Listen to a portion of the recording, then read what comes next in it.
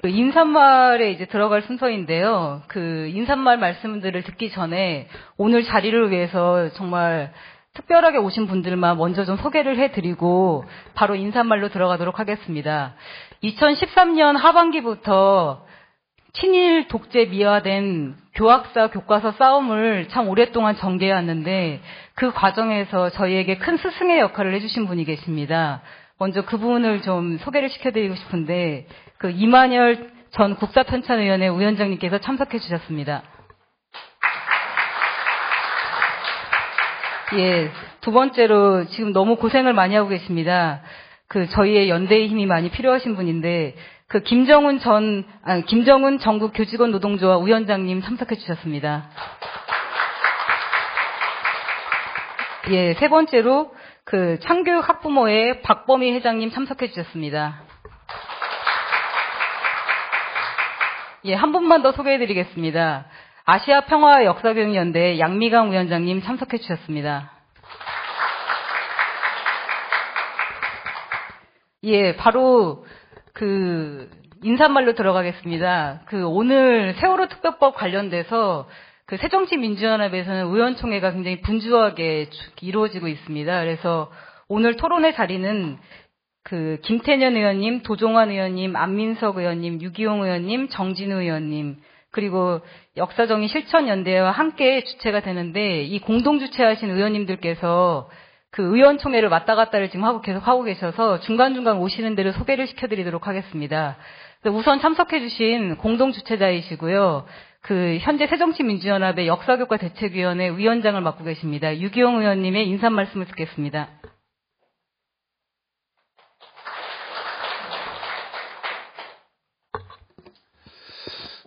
네, 반갑습니다. 사실은 교학사 역사교과서 싸움을 하면서 이런 토론회를 열게 될까봐 사실 가장 두려웠던 대목입니다. 아까 사회자가 말씀해 주셨던 대로 지금 세월호 특별법 문제가 커다란 전환점을 맞고 있어서 바로 조금 아까까지 의원총회를 진행하는 바람에 저는 급히 김밥 몇 개 먹고 참석을 했습니다만 다른 의원님들이 약간 좀 늦으시는 것 같습니다. 오시는 대로 말씀드리는 것으로 하고요. 먼저 우리 이만열 대선배님 그리고 이준식 교수님을 비롯한 오늘 발제를 맡아주신 분들 그리고 지금 큰 어려움 속에서 굴하지 않고 당당하게 싸우고 계신 우리 정교조 위원장님 포함한 많은 분들 자리에 함께 해주셔서 대단히 감사합니다. 9월 달까지 국정화에 대한 방침을 교육부가 정하겠다고 하고 그것을 위한 토론회를 내일 하겠다고 하니까 바로 그 전날 진행하는 오늘 우리 토론회는 대단히 시의적절하다고 말씀드릴 수 있겠습니다. 지난번 EBS 한국사 수능 교재 문제에서 보듯이 지금 국정화되기 전인데도 EBS 교재에 대해서까지 그렇게 시시콜콜 간섭하는 교육부의 모습 속에서 만약에 역사교과서가 국정으로 전환된다면 도대체 어떤 일이 벌어질 것인가에 대해서는 우리가 정말 걱정스럽게 생각하고 있습니다. 지난번 황우려 장관 인사청문회 과정에서 제가 황우려 당시 후보자에게 이런 경고를 한 적이 있습니다. 만약에 의견을 물었더니 여론을 듣고 결정하겠다고 이렇게 하더라고요. 그래서 정말 만에 하나 국정화가 이루어진다면 우리 국회 교육문화체육관광위원회는 또 하나의 전쟁터가 될 수밖에 없다는 경고를 한 바가 있습니다. 어디 국회 교문위뿐만이 그렇겠습니까? 각 학교 현장에서 그리고 역사학계에서 그리고 어찌 보면 중국의 동북공정, 그리고 일본의 역사 왜곡에 맞서 싸워야 하는 우리 큰 역사 전쟁의 한복판에서 정말 볼성사나운 그런 싸움이 진행될 수밖에 없다고 생각합니다. 지난 교학사 역사교과서 문제에서 보듯이 사실 국민들의 뜻은 분명합니다. 그리고 전국 역사교사 모임에서 858분의 역사교사에게 설문조사를 한 결과 97%가 국정전환에 반대하는 의견에서 보듯이 저는 정말 시대착오적인 조치라고 생각합니다. 설마 유영익 같은 사람을 국사편찬위원장으로 임명할까 했는데 강행했습니다. 설마 교학사 역사교과서를 밀어붙일까 했는데 밀어붙였습니다. 저는 우리가 낙관할 수 없다고 생각합니다.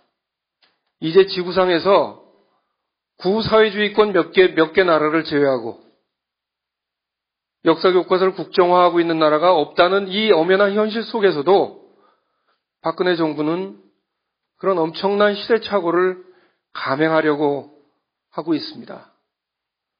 오늘 공동주최한 새정치민주연합과 정의당 의원들 중심으로 해서 저희는 죽을 각오로 싸우겠습니다.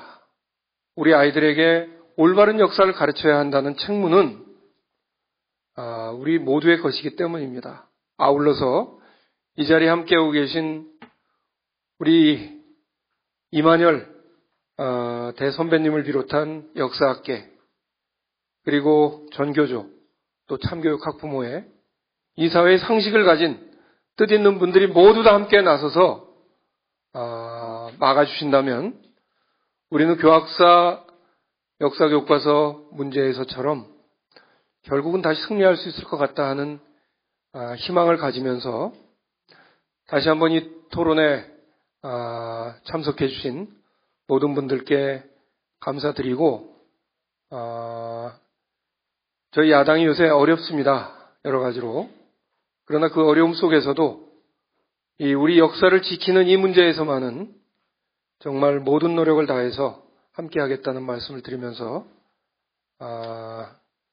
공동주최자의 한 사람으로서 인사의 말씀에 대신합니다. 감사합니다. 네, 바로 이어서 또 한 분 중간에 오신 의원님의 인사 말씀을 듣겠습니다. 국회 교육문화체육관광위원회 의원을 맡고 계시는 안민석 의원님을 소개해드리겠습니다.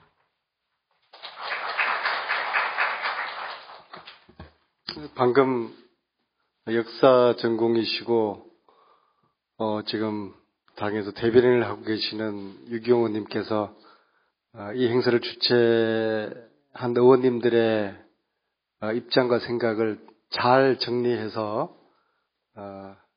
말씀해 주셨습니다. 그래서 저는 중복되는 말씀은 생략하고 한 가지만 말씀드리겠습니다. 항우려 장관 후보 인사청문회를 마치고 통과 여부를 논의하는 그 자리에서 저희 야당 의원들이 한 가지 전제를 달아서 통과시키기로 했습니다. 그것이 바로 장관이 될 경우 국정교과서 추진을 하지 않겠다는 전제 하에서 인사청문회를 통과를 시켜주기로 했습니다. 만약에 황우리 장관께서 국정교과서 국자가 꺼내는 순간 상임위는 쑥대밭이 될 것이다. 이 말씀을 드립니다. 상임위가 쑥대밭이 된다는 것은 19대 하반기 교육위가 없을 것이다. 정부 여당이 필요로 하고 원하는 법안 통과 단 한 건도 야당은 협조하지 못할 것이다. 그 쑥대밭의 책임은 국정교과서 추진 안 하기로 약속한 항우려 장관에게 있다. 그 말씀을 인사말 대신해서 드리겠습니다. 오늘 참석해 주셔서 감사합니다. 이상입니다.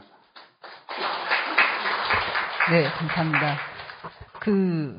아까 사전에 말씀드린 바와 같이 세월호 특별법 관련된 의원총회가 상시적으로 지금 이루어지고 있어서 도중에 의원님들이 나가시는 일이 있더라도 깊은 양해를 부탁드리겠습니다.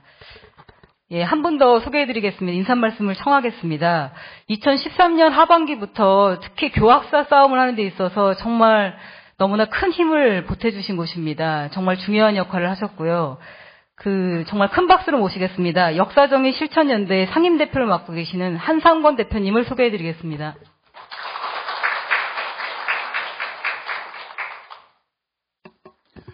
예, 방금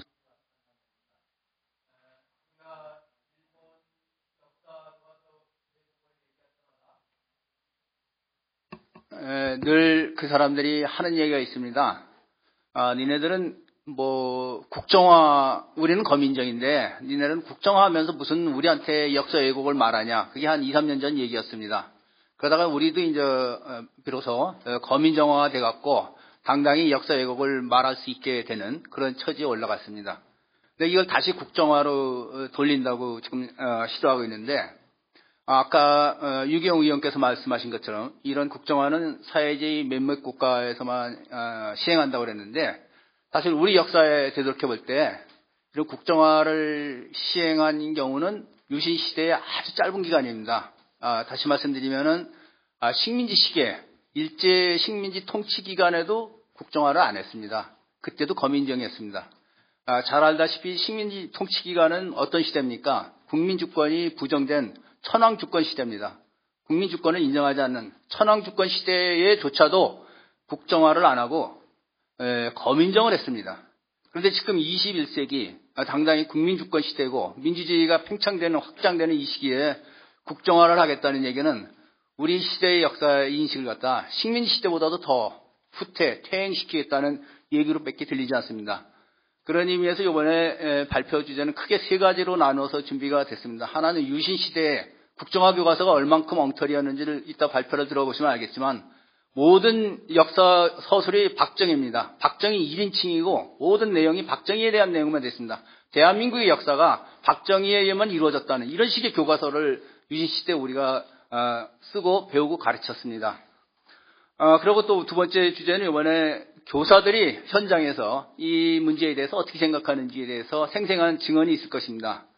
세 번째는 우리나라 헌법에서 이 교과서 문제에 대해서 지금 일반적으로 합헌 판결을 내리고 있는 거로 알고 있습니다만, 그것이 얼만큼 법리적으로 문제가 있는지를 발표해 주실 것이라고 생각합니다. 그래서 이번에 세 분의 발표를 통해서 이 국정화가 왜 얼만큼 엉터리인지, 그리고 돼서는 안 될지를 세 분의 학자를 통해서 우리한테 한번 다시 확인시켜 주리라고 생각합니다. 그리고 26일 날 공청회 이후 28일 날 또 역사학계들이 모여갖고 대우재단에서 또 이 역사 문제에 대한 그 토론회가 있습니다.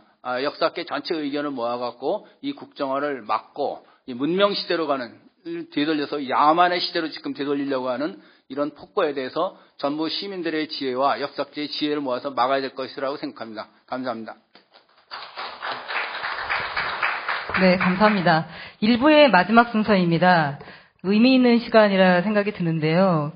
저희의 큰 스승이신 이만열 전 국사편찬위원장님, 이만열 교수님의 한국사 교과서 국정전환에 관련된 내용으로 모두 발언을 듣도록 하겠습니다.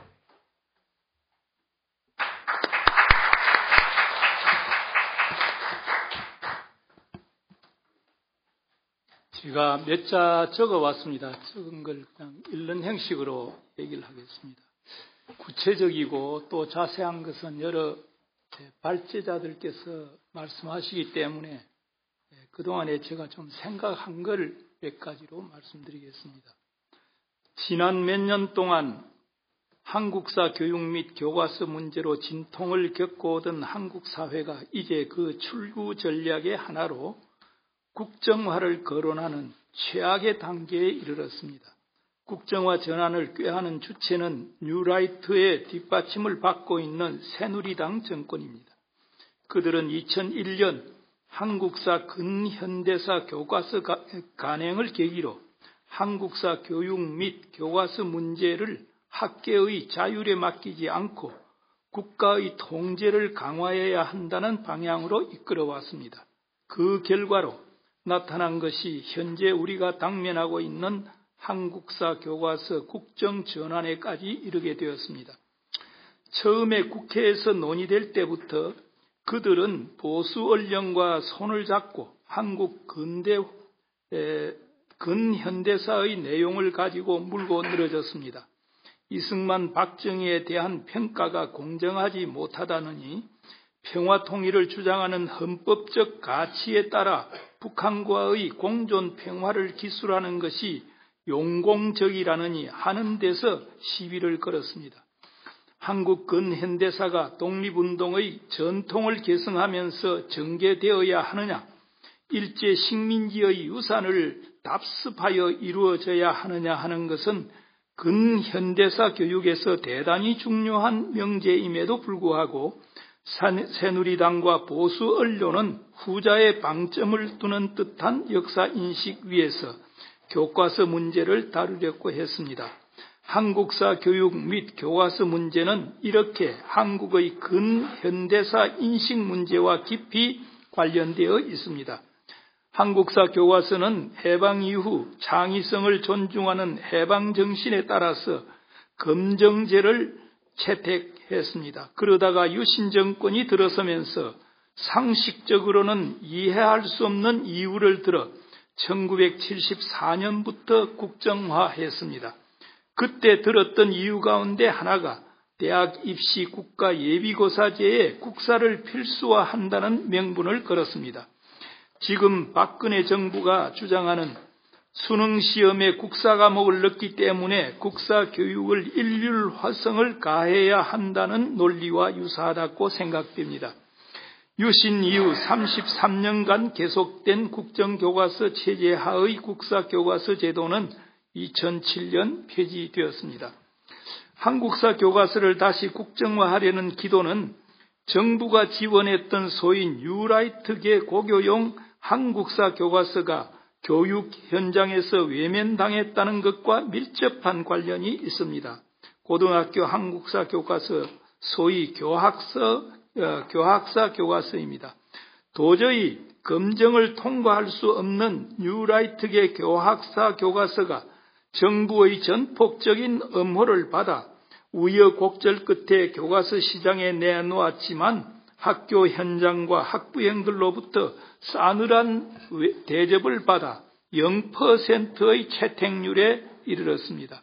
여기에 놀란 정부는 자기 반성 대신 편수 기능을 강화하여 한국사 교과서를 관료의 손에 맡기겠다느니 교과서 발행 제도 자체를 아예 국정화하겠다느니 하는 발상을 내놓았습니다.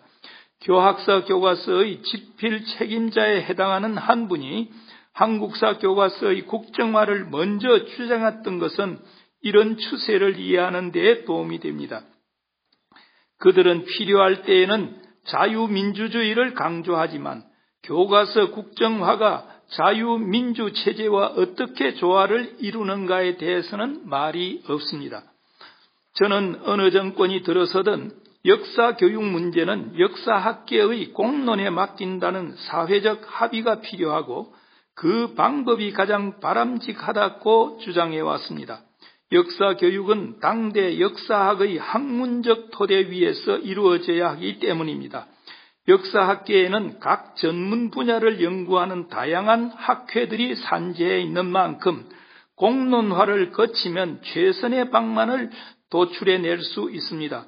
최근에 정권의 정책으로서의 국사교육 방향과 역사학계의 교육 방향이 갈등을 빚고 있는데 이는 정부가 역사학을 예속하려는 욕구를 절제하지 못한 데서 나온 것으로 결코 바람직하지 않습니다.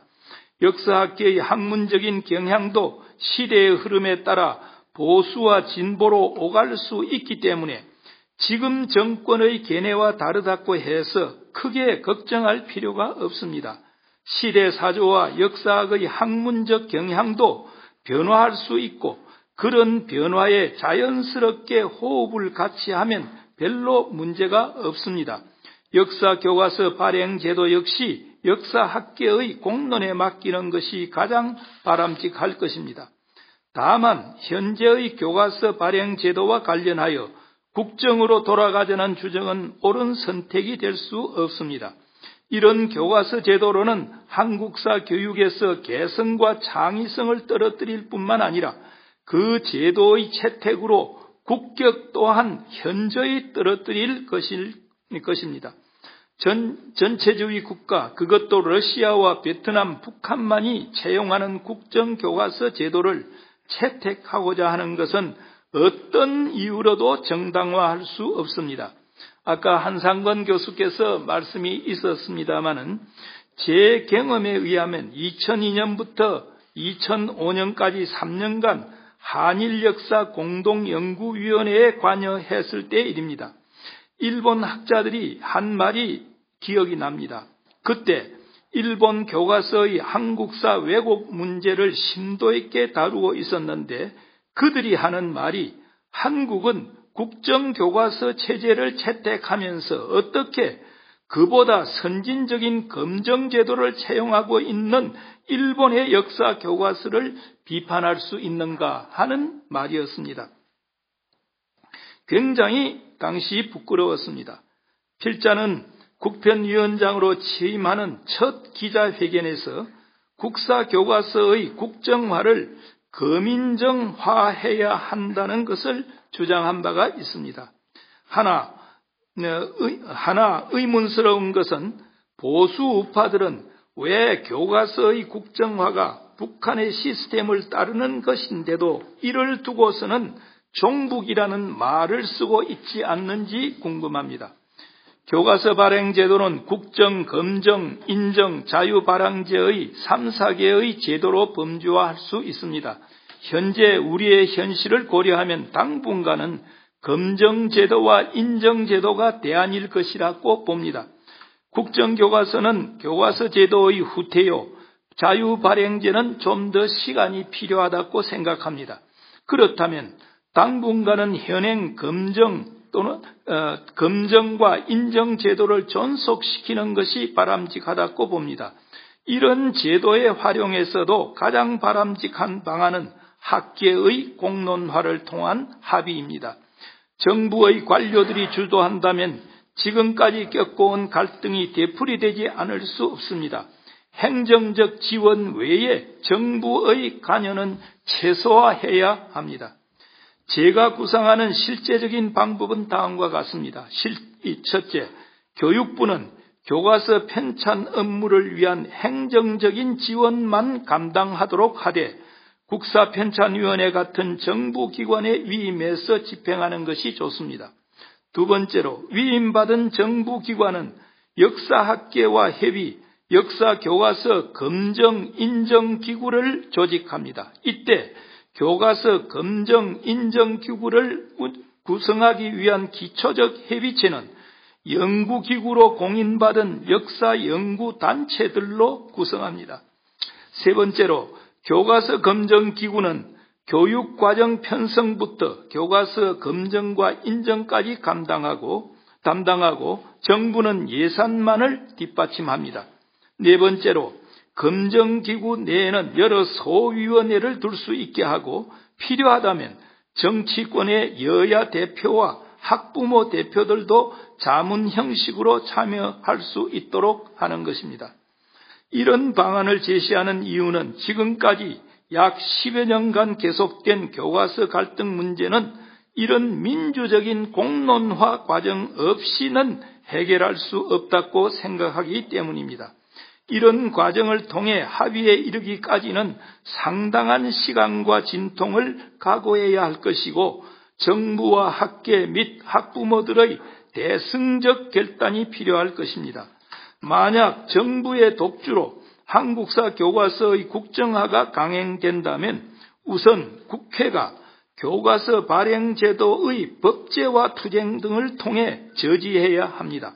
또 역사학계와 교원단체, 시민단체들이 연대하여 국민과 함께 정부의 강행 정책을 저지하는 투쟁에 나서야 할 것입니다. 이것은 정부의 교과서 제도 변경을 저지하는 것일 뿐 아니라 한국의 교육 민주화를 위한 또 하나의 상징적인 투쟁으로도 기억될 것입니다. 감사합니다.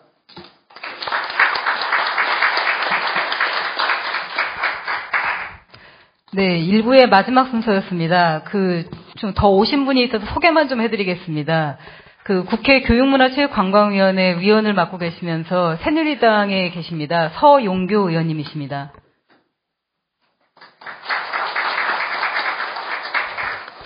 네. 참조로 현재 지금 이 토론회에는 교육부의 역사교육 지원과를 비롯하여 담당자들이 지금 배석을 하고 있습니다. 2부 본토론회에 들어갔을 때 현재 나오고 있는 이야기들을 좀 잘 전해주시기를 당부드리겠습니다. 2부 토론회 사회자를 소개시켜드리면서 1부를 마감하겠습니다. 2부의 본토론회 사회자는 민족문제연구소의 연구실장을 맡고 계시는 박수현 실장님이십니다.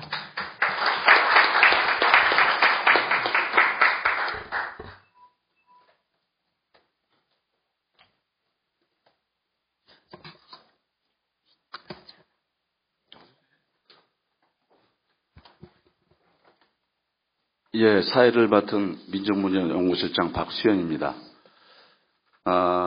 오늘 평일에도 불구하고 이렇게 많이 참석해 주신 여러분들 대단히 고맙습니다. 그리고 오늘 행사가 있게끔 도와주신 유경 의원님, 안민석 의원님, 도정원 의원님, 김대영 의원님, 그리고 역사적인 실천연대 대단히 고맙습니다. 모두 발언이나 그다음에 의원님들 얘기를 통해서 오늘 토론회가 왜 이루어지게 됐는가 하는 것은 다 아실 거라고 생각합니다. 2013년부터 이른바 교학서 교과서 문제로 교육부가 대단히 큰 곤욕을 치렀습니다. 그리고 아까 이만희 선생님께서도 말씀하셨다시피 탈출구로서 1월부터 교과서 발행 취재, 편수 기능을 가능하고 교과서 발행 취재를 전면 개선을 내겠다. 6월까지. 그리고 8월에 새로 부임하신 교육부 장관께서 국정제 전환하겠다는 취지에 반응을 했고, 그리고 내일 이에 대한 국세편찬위에서 토론회가 이루어집니다.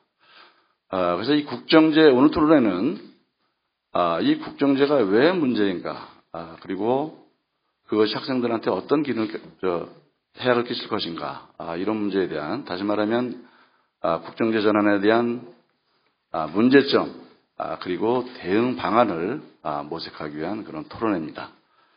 그래서 오늘 토론회는 발제자 3분과 토론자 6분이 참여하십니다. 대단히 시간이 지금 벌써 2시 반을 넘겼습니다. 시간이 대단히 부족한 관계로 부탁드린 건데, 발제자 선생님께서는 20분 발표 너무 짧습니다. 그럼 어쩔 수가 없습니다. 늦어도 25분을 넘기시지 말아주시기를 간곡히 부탁드리고, 토론자 선생님께 다시 한번 이따 토론 때 다시 말씀드리겠습니다만은 6분이 참여하십니다. 그리고 이 토론회는 일반 토론회와 달리 문제점과 대응 마련을 위한 합의 도출을 위한 그런 토론회이기 때문에 어떻게 보면 토론자 선생님들도 보조 발제 그런 성격을 지니고 있습니다. 토론 내용이. 그래서 할 말씀이 워낙 많으신데 이걸 다 듣다 보면 시간이 대단히 모자른다. 그래서 토론자 선생님은 15분을 절대 넘기시고 말아주시기를 이렇게 간곡히 부탁드리겠습니다. 그럼 먼저 오늘 발제를 해주실 3분 선생님을 소개해 올리겠습니다. 역사적인 실천연대 정책위원장이신 이준식 선생님 소개됩니다. 전국 역사교사모임 회장이신 조한경 선생님, 그리고 아주대학교 오동석 선생님, 이렇게 3분이 발제를 해 주시겠습니다. 시간 관계상 바로 진행하도록 하겠습니다. 먼저 이준식 선생님께서 유신체제의 국정교과서, 지배 이데올로기 도구화가 된 교과서라는 주제로 발제를 해 주시겠습니다. 네, 부탁드리겠습니다. 예, 이준식입니다. 짧은 시간 안에 효율적으로 발표를 진행하도록 노력을 하겠습니다. 그래도 시작하는 문단은 읽어야 될 것 같습니다. 작년 8월 말부터 거의 반년 가까이 한 권의 한국사 교과서 때문에 온 나라가 시끄러웠습니다. 교학사 한국사 교과서가 바로 그것인데요. 채택률 사실상 0%라는 데서 단적으로 드러났듯이 이 쓰레기 교과서는 정권과 일부 극우세력의 지원에도 불구하고 양식 있는 시민의 저항에 의해서 완벽하게 거부되었습니다.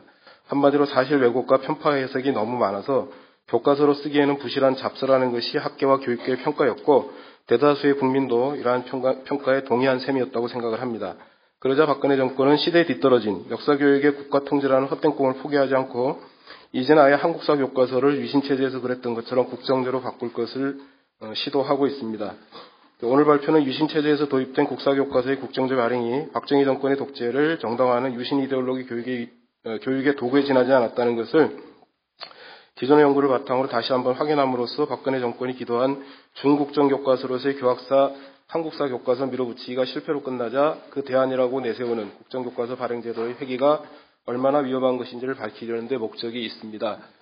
유신교육이 얼마나 무서웠는지를 제 머리가 증거하고 있는데요.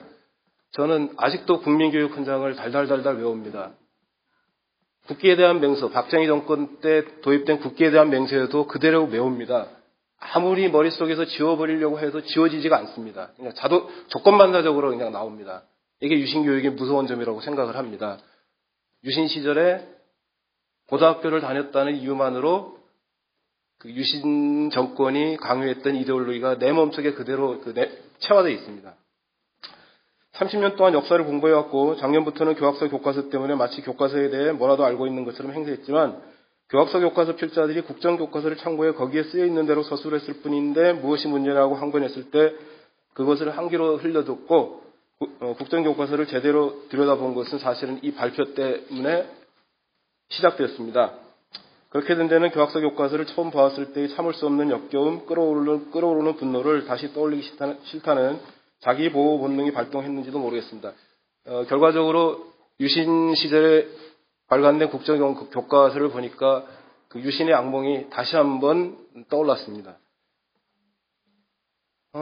어쨌거나 그 국정교과서를 보고 다시 본 다음에 내린 결론은 교학사 교과서 필자들이 국정교과서를 참고해서 썼다는 말이 아마 그 교학사 교과서 필자들이 한 유일한 그 진실된 발언이 아닐까 그런 결론이었습니다.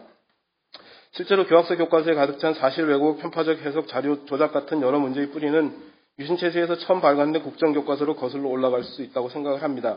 역사교과서라고 하기에는 낯이 뜨거울 정도로 특정 인물, 주로 권력자입니다. 박정희 당시 대통령이죠.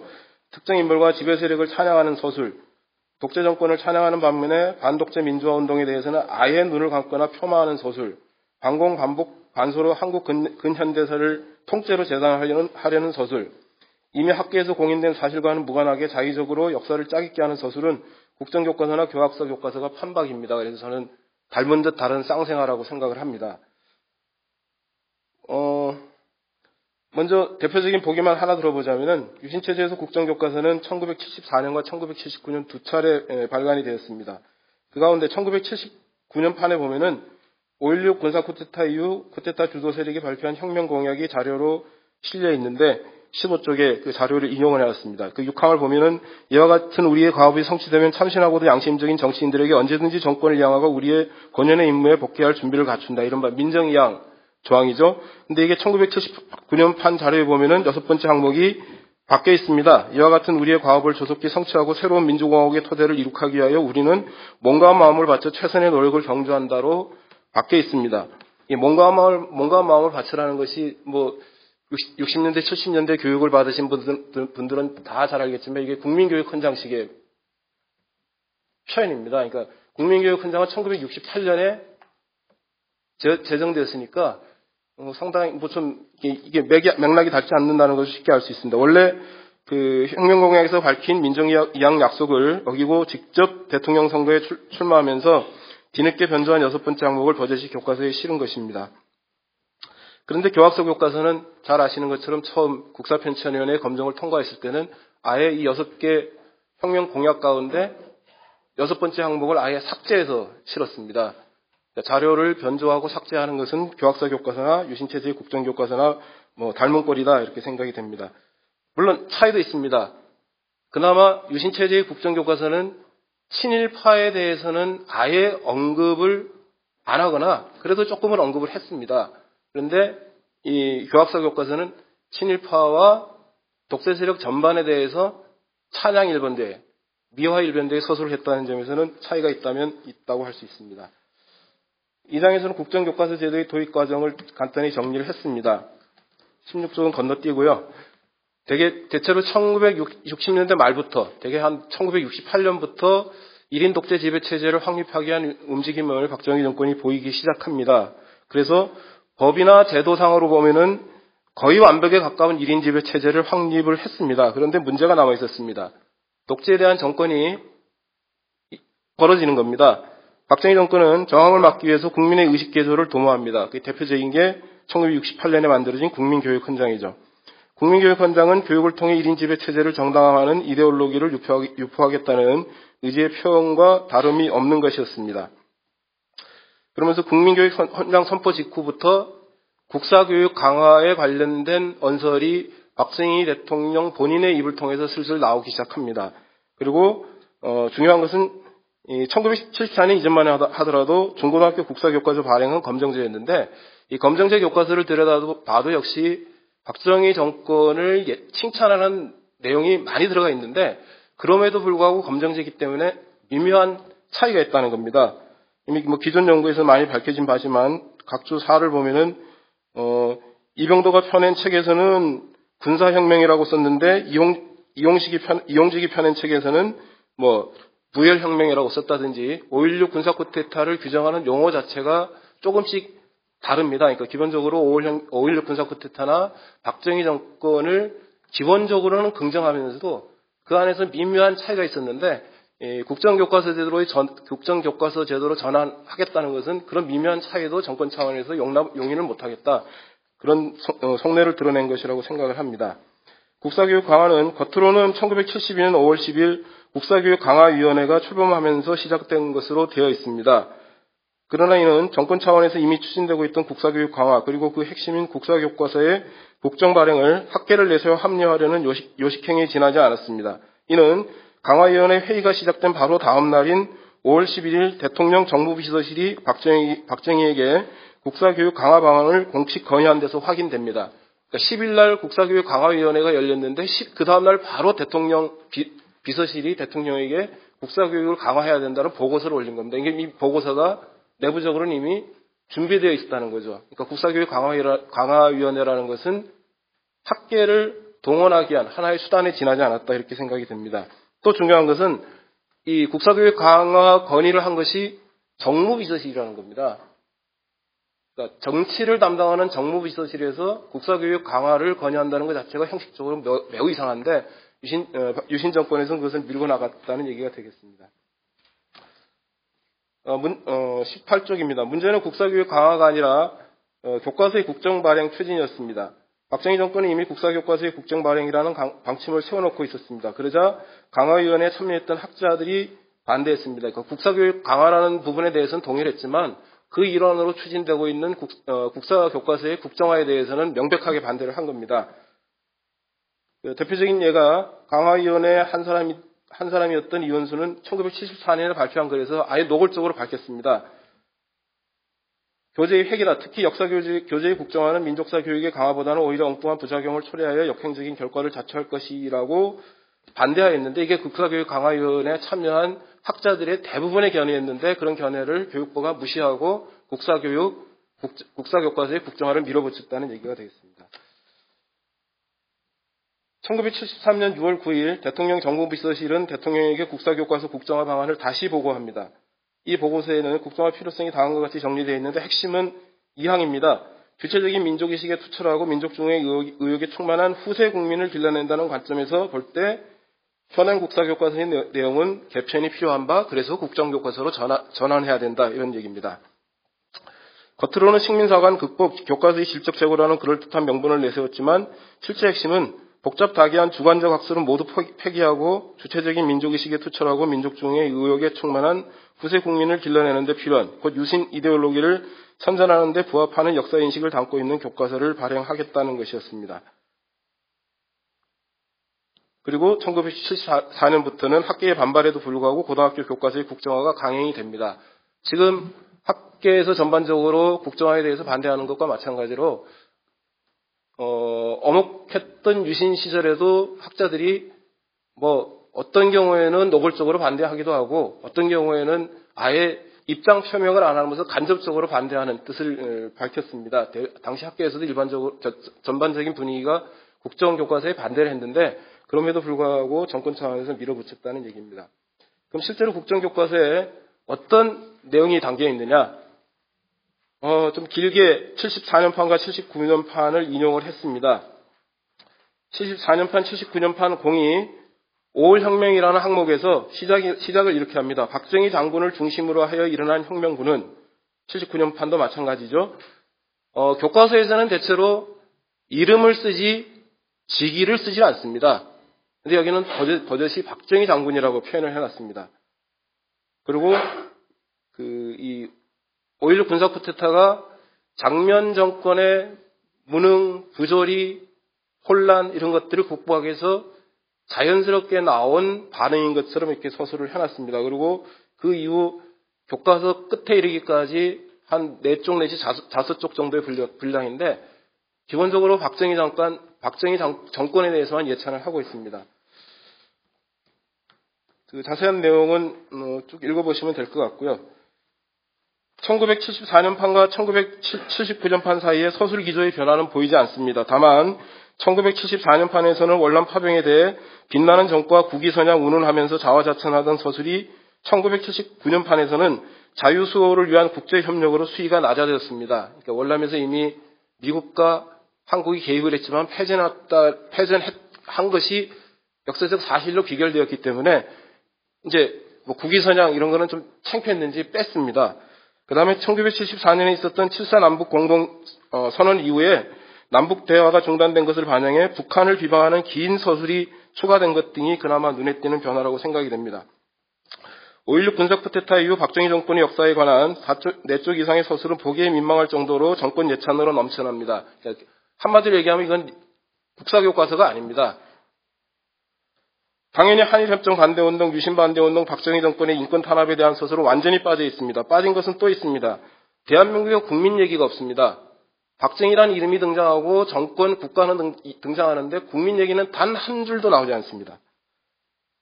교과서에 1961년 이후 대한민국에는 박정희 1인 또는 박정희 정권만이 존재할 뿐입니다. 교과서의 서술만 놓고 보면 박정희 정권은 이상향해 나아가는 무오류의 완전체 정권입니다. 부패도 일소하고 경제도 성장시키고 국민의 의식도 개조하고 남북대화도 주도하고 한국적 민주주의도 정립해 나가는데 누가 감히 박정희 정권을 비판할 수 있겠습니까? 결국 이러한 정권 찬양 역사서술이 의도하는 바는 자라나는 세대에게 유신 이데올로기를 내면함으로써 유신 독재에 대한 영원한 충성을 담보하는 데 있었던 것이라고 생각이 됩니다. 그런데 흥미로운 것은 국정교과서의 서술에 따르면 아무 문제도 없는 박정희 정권이 총알 한 방에 무너지고 난 다음에 전두환 정권이 등장하는데 전두환 정권 시기에 박정희 정권에 대한 서술을 보면은 굉장히 재밌습니다. 22쪽입니다. 1982년에 전두환 정권에서 다시 국정교과서를 펴내는데 박정희 정권이 붕괴한 데 대한 면피형 서술을 급하게 덧붙인 것으로 보입니다. 10월 유신 항목이 우선 삭제되어 있습니다. 그리고 평화통일의 노력이라는 새로운 항목에서 정부는 급변하는 정세에 대처한다는 명분 아래 헌법을 개정하고 10월 유신을 단행하였다라고 짧게 서술해놨습니다. 유신 시절에 나온 그 국정교과서에서는 10월 유신에 대해서 장황하게 서술을 했는데 전두환 정권에서는 아주 짧게 처리를 했습니다. 그러면서 제5공화국의 성립이라는 절에 그 제5공화국의 출범 항목에서는 10월 유신 이후 성립한 제4공화국은 박정희 대통령이 장기 집권적 징후를 보였다. 그리고 쭉 나가다가 정치적 불안이 계속되는 가운데 11.6 사태를 맞았다라고 서술함으로써 박정희 정권의 장기 집권 움직임에 대해서는 비판적인 인식을 드러냈습니다. 그러나 1982년판 교과서에서도 군사 쿠데타를 미화하는 기조는 그대로 유지되고 있었습니다. 전두환 자신이 일종의 군사 쿠데타로 정권을 잡았기 때문에 군사 쿠데타를 미화하는 기조는 그대로 유지되고 있습니다. 1982년판 교과서도 낯뜨거운 정권 예찬이라는 점에서는 74년판, 79년판 국정교과서와 큰 차이가 없습니다. 오히려 더 강화된 측면도 있습니다. 민주복지국가로의 지향이라는 항목에서 제5공화국은 정의로운 사회의 구현과 민주복지국가로의 발전을 지향하고 민족의 분단을 종식시키며 조국의 평화적인 통일을 이룩할 수 있도록 계속 노력하고 있다. 그리고 그 항목의 마지막에 가서 더욱이 제5공화국은 정의사회를 구현하기 위한 모든 비능률, 모든 비리를 척결하며 국민의 진정한 행복을 위해 민주복지국가 건설을 지향하고 있는 만큼 우리나라의 장래는 밝게 빛날 것이다. 라고 서술을 하고 있습니다. 이게 우리나라의 장래는 밝게 빛날 것이다라는 서술이 역사교과서의 서술에 우선 맞지 않는 것 같고요. 정말 나 같으면 낯뜨거워서 이런 서술은 못할 텐데 낯이 굉장히 두꺼웠는지 국사교과서에 이렇게 써놨습니다. 여기서 또 유념할 게 있습니다. 국정교과서가 단지 직접적인 정권 예찬을 통해서만 지배 이데올로기 전파의 도구가 된 것은 아니라는 사실입니다. 현대사 서술처럼 노골적인 것은 아니지만 교과서 전체 서술이 정권 내지는 대한민국 정통성의 확보에 맞춰져 있는 것도 심각한 문제였습니다. 여기서는 독립운동 관련, 제가 독립운동사를 전공했으니까 독립운동 관련 서술 한 가지만 강조하자면은 1974년판 이후에는 독립운동에 대한 서술이 크게 늘어납니다. 그 이전에 검인정 교과서와는 비교가 안 될 정도로 독립운동사에 관련된 서술이 크게 늘어납니다. 이거는 겉으로 보면은 일부 진전한 거죠. 근데 그럼에도 불구하고 문제는 독립운동사 서술이 늘어난 이유는 기본적으로 당시 북한이 주체사상을 내세워서 김일성이 벌인 항일 무장투쟁을 중심으로 해서 한국 근현대사를 쫙 일관되게 설명을 하고 있으니까 그에 대한 맞 대응으로서 우리도 이런 정통성 있는 역사, 정통성 있는 독립운동사를 갖고 있다는 것을 보여주기 위해서 의도적으로 독립운동사 서술을 강조했다는 겁니다. 물론 독립운동사 서술을 확대하고 임시정부, 만주 무장투쟁, 한국광복군 중심으로 독립운동사를 정리하는 것 자체가 완전히 잘못되었다고는 할 수 없습니다. 문제는 이러한 흐름에 맞지 않는 독립운동, 곧 사회주의 계열의 독립운동은 아예 국정이라는 이름이 붙은 교과서의 서술에서 빠지거나 어쩔 수 없이 넣더라도 악의적으로 서술했다는 데 있습니다. 우선 하나의 예만 들자면은 국정교과서 5단원 1장 1절 대한민국의 성립에서 대한민국 성립 배경으로 광복군의 항전을 들면서 중일전쟁이 발발하자 대한민국 임시정부의 김구, 김규식, 김원봉, 지청천 등은 만주와 시베리아에서 항쟁하던 독립군과 중국 대륙에 흩어져 있던 한국 청년을 모아 광복군과 조선의용대를 편성하여 조국의 독립을 위한 항일전을 전개하였다. 그 뒤 임시정부는 중국 국민당 정부와 더불어 충칭으로 옮기면서 우는 이렇게 서술되어 있습니다. 이거 독립운동사를 조금이라도 아는 사람이 내용을 보면 얼마나 엉터리인지 쉽게 알 수 있습니다. 한국 광복군이 만들어질 때 김규식과 김원봉은 임시정부에 관여하지 않았습니다. 임시정부에 관여한 것은 그 이후의 일입니다. 그런데 마치 김규식과 김원봉이 한국 광복군 창설에 관여한 것처럼 써 있습니다. 거기다가 임시정부가 광복군을 만들고 난 다음에 중국 국민당과 더불어 충칭으로 옮겼다는 말도 이거 완전히 새빨간 거짓말입니다. 중국 국민당 정부가 중경으로 먼저 천도하고 임시수도를 옮기고 난 다음에 임시정부가 갔고 임시정부가 중경으로 간 다음에 한국 광복군을 만들었습니다. 그러니까 역사의 선후관계가 완전히 뒤죽박죽이 되어버린 그런 엉터리 서술입니다. 더 중요한 것은 이런 사실이 당시 학계에서는 이미 일반적으로 다 알려져 있었다는 겁니다. 그럼에도 불구하고 이렇게 엉터리 서술을 했다는 것이 바로 국정교과서가 안고 있는 기본적인 문제입니다. 그러니까 특정 목적을 위해서 역사 서술을 왜곡하는 데만 초점을 맞췄지 그 서술이 얼마나 역사적 사실에 부합하는 것인가에 대해서는 전혀 검토조차 안 했다는 그런 얘기인 것 같습니다. 전두환 정권이 발행한 1982년판 교과서에서도 비슷한 오류가 되풀이되고 있습니다. 몇 가지 사실은 바로잡았는데 또 결정적인 오류가 또 나옵니다. 김원봉의 조선혁명당이라는 서술이 있는데 김원봉은 조선혁명당이라는 당을 만든 적이 없습니다. 이게 민족혁명당입니다. 그러니까 조선혁명당과 민족혁명당을 헷갈릴 수가 없는데 그 헷갈린 것이 바로 모든 학생들이 의무적으로 배워야 되는 국정교과서에 버젓이 들어가 있었다는 겁니다. 더 단순한 오류도 많이 눈에 띕니다. 예를 하나만 들겠습니다. 28 독립선언을 주도한 분 가운데 채팔용이라는 분이 있습니다. 근데 국정교과서에는 채팔용이라고 되어 있습니다. 이거 완전히 역사, 그 한국 근현대사에 등장하지 않는 인물을 교과서에 버젓이 실어놨습니다. 그 다음에 더 고약한 것은 반공, 반북 이데올로기를 강조하다 보니까 일제강점기 사회주의 계열의 독립운동과 관련해서는 아주 노골적으로 왜곡 폄하하는 서술을 하고 있는 것입니다. 그 밑에 세 문단을 예시해놨는데요. 여기서 눈에 띄는 것은 암영, 파쟁, 만연, 분열, 병개 같은 부정적인 의미를 담은 표현이 사회주의 운동 서술에서는 되풀이되고 있다는 사실입니다. 60만세 운동과 광주학생 운동은 싫든 좋든 사회주의 계열이 주도해서 벌인 운동인데 이 국정교과서에서는 사회주의 계열이 이 두 운동과 관련해서 별 볼 일 없는 역할을 한 것처럼 서술을 해놨습니다. 전두환 정권 시기에 나온 82년판 교과서는 이거보다 더 엉망으로 만들어서 아예 사회주의 계열 운동은 독립운동에 방해가 됐다는 식으로 계속 서술을 하고 있습니다. 시간이 많이 지나서 4장으로 건너뛰겠습니다.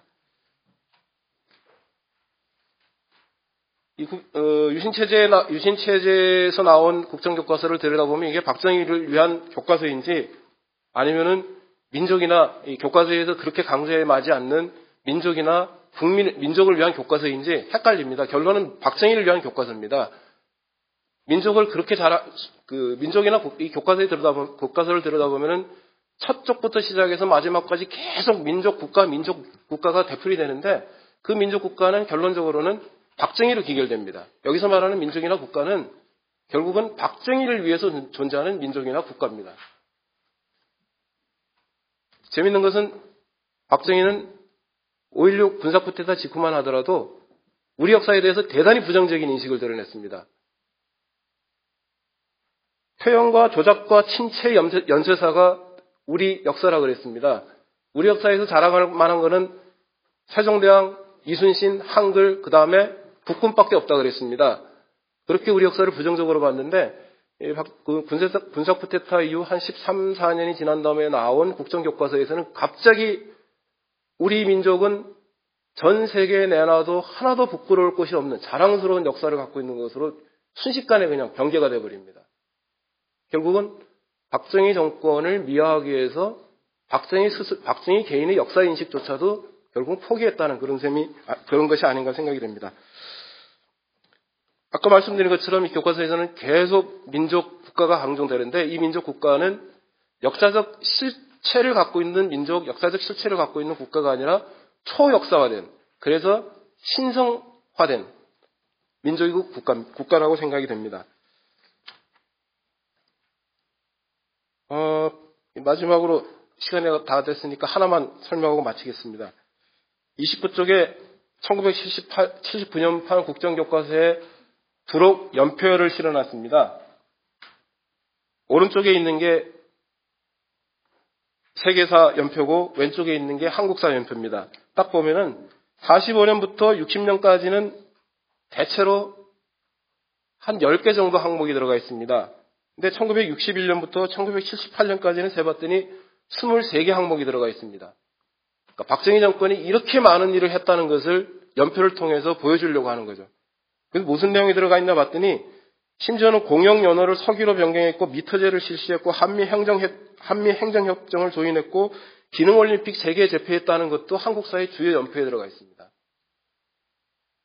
그래서 이 유신체제의 국정교과서가 박정희 정권의 홍보책자, 그것도 아주 유치하고 조잡한 수준의 홍보책자라는 것을 단 한쪽을 통해서 보여주는 것이 316쪽의 연표가 아닌가 이렇게 생각을 합니다. 결론 담아서 한 가지만 더 얘기하겠습니다. 교과서는 성전이 아닙니다. 이건 역사학계나 특히 역사교육계에서 지금 다 그렇게 얘기합니다. 교과서는 하나의 교재에 지나지 않습니다. 그런데 지금 박근혜 정권은 이 기본교재에 지나지 않는 교과서를 성전으로 만들려고 합니다. 모든 학생들이, 더 나아가서는 모든 국민들이 이 교과서에 실린 역사인식을 다 받아들이라고 강요하려고 합니다. 이거는 다원화되고 있는 현대사의 추세와 맞지 않는 시대에 뒤떨어진 생각이라고 여길 수밖에 없습니다. 최소한 검정교과서 제도는 1980년대 이후, 특히 이제 1987년 이후 한국 민주화 운동이 거둔 소중한 결과 가운데 하나라고 생각을 합니다. 검정을 부정하고 국정으로 돌아가려는 것은 민주화 운동을 부정하는 것과 마찬가지입니다. 지금 뭐 박근혜 정권이나 새누리당에서 다 민주화 산업화라는 두 개의 가치를 다 떠안고 가겠다고 그렇게 공식적으로는 얘기를 하는데, 그러면서도 실제로는 민주화 운동을 부정하는 것은 아닌가 그런 생각이 들었습니다. 박정희 죽음과 국정교과서의 운명에서 박정희가 죽으면서 유신체제의 국정교과서가 무너진 것처럼 결국은 국정교과서라는 것은, 정권의 입맛에 맞는 국정교과서라는 것은 정권이 바뀌면 다시 무너질 수밖에 없습니다. 그러니까 거기서 조금이라도 역사적 교훈을 얻었다면은 한국사 교과서를 국정제로, 유신체제 국정제로 회귀하려는 시도는 당장 중단되어야 된다고 생각을 합니다. 예, 이상입니다. 예, 고맙습니다. 이준희 선생님께서 유신체제 때 국정교과서가 어떻게 지배 이데올로기로 작용했는가 하는 그 내용을 세부적으로 분석해 주셨습니다. 이어서 두 번째 발제는 한국사 교과서의 국정전환 무엇이 문제인가라는 주제로 전국역사교사 모임 회장이신 조한경 선생님께서 발제를 해주겠습니다. 이 조한경 선생님은 부천여고 선생님이시기도 합니다. 그래서 교사 입장에서 이 국정교과서가 왜 문제인가에 대한 그런 내용입니다. 부탁드리겠습니다. 네, 안녕하세요. 부천여고 조한경입니다. 제가 어디 가서 발표를 하면 좀 나이가 어려 보이니까 굉장히 어리다고 생각을 하시는데, 어려 보이나요? 제가 65년생입니다. 그러니까 한일협정이 되는 그해 태어났고, 72년 유신을 초등학교 때 겪었고요. 중학교 2학년 때 11.6을 겪었고, 이제 5.18, 그리고 대학을 졸업했는데, 제 그 청춘은 국정교과서와 함께 갔고요. 그리고 92년도에 교사가 되었습니다. 지금까지 23년째 교사를 하고 있는데, 그 중에 10년은 국정 국사교과서를 가지고 아이들을 만났고, 그 이후에 지금 10년 검정교과서를 가지고 만나고 있는데, 제 교사 생활 중에서 가장 행복했던 시절이 언제인가를 가만히 생각해 보면, 한국 근현대사 교과서가 왔을 때였습니다. 교과서가 왔는데, 이렇게 교과서가 달라질 수 있네. 저희들은 상상을 못 했었거든요. 그냥 국가에서 주는 거 가지고 가르쳤었으니까. 그러면서 한동안은 1학년은 국사가 여전히 고등학교에 있었는데, 국정이었고, 그 다음에 3학년 아이들이 선택해서 배우는 과목이 근현대사로, 검정 교과서가 되었었는데, 당시 한나라당에서 금성 교과서를 비롯한 좌편향 논란, 그것만 없었으면, 좀 더 자연스럽게 자리를 잡았을 텐데, 이제 굉장히 아쉬움이 남는 대목이고요. 그게 또 우리 사회의 단면을 보여주는 것 같다는 생각도 들고요.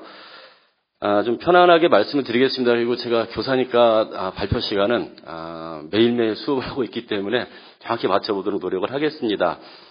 이준식 선생님께서 말씀하셨던 것 중에서 겹치는 것들은 빼고요. 그리고 전국 역사교사 모임 회장이라기보다는 현장에서 20여 년째 한국사로 아이들을 만나는 교사 입장에서 좀 더 말씀을 드려보도록 하겠습니다. 33쪽은 이제 아까 이준식 선생님 말씀하셨던 부분이 많고요. 마지막 줄에 민주화가 진행되는 과정에서 국정제는 점차 검인정제로 전환되어 왔다. 우리 이제 검정제만 많이 이야기를 하는데 인정제도 지금 굉장히 일반화되어 있거든요. 그리고 다음 단락 보면 마지막까지 국적으로 남아있던 국사는 국어 도덕과 함께 2007 교육과정에 맞춰 검정체제로 전환되었다. 조금 아마 2007, 2009 좀 복잡하실 것 같아서 그냥 예를 들어서 말씀드리면 지금 대학교 1학년 아이들이 고1 때 2007 교육과정을 처음 적용받았습니다. 그리고 다음 단락 보시면 고등학교의 경우 2011년에 입학한 학생들, 이제 제가 아까 말씀드렸던 아이들이고요.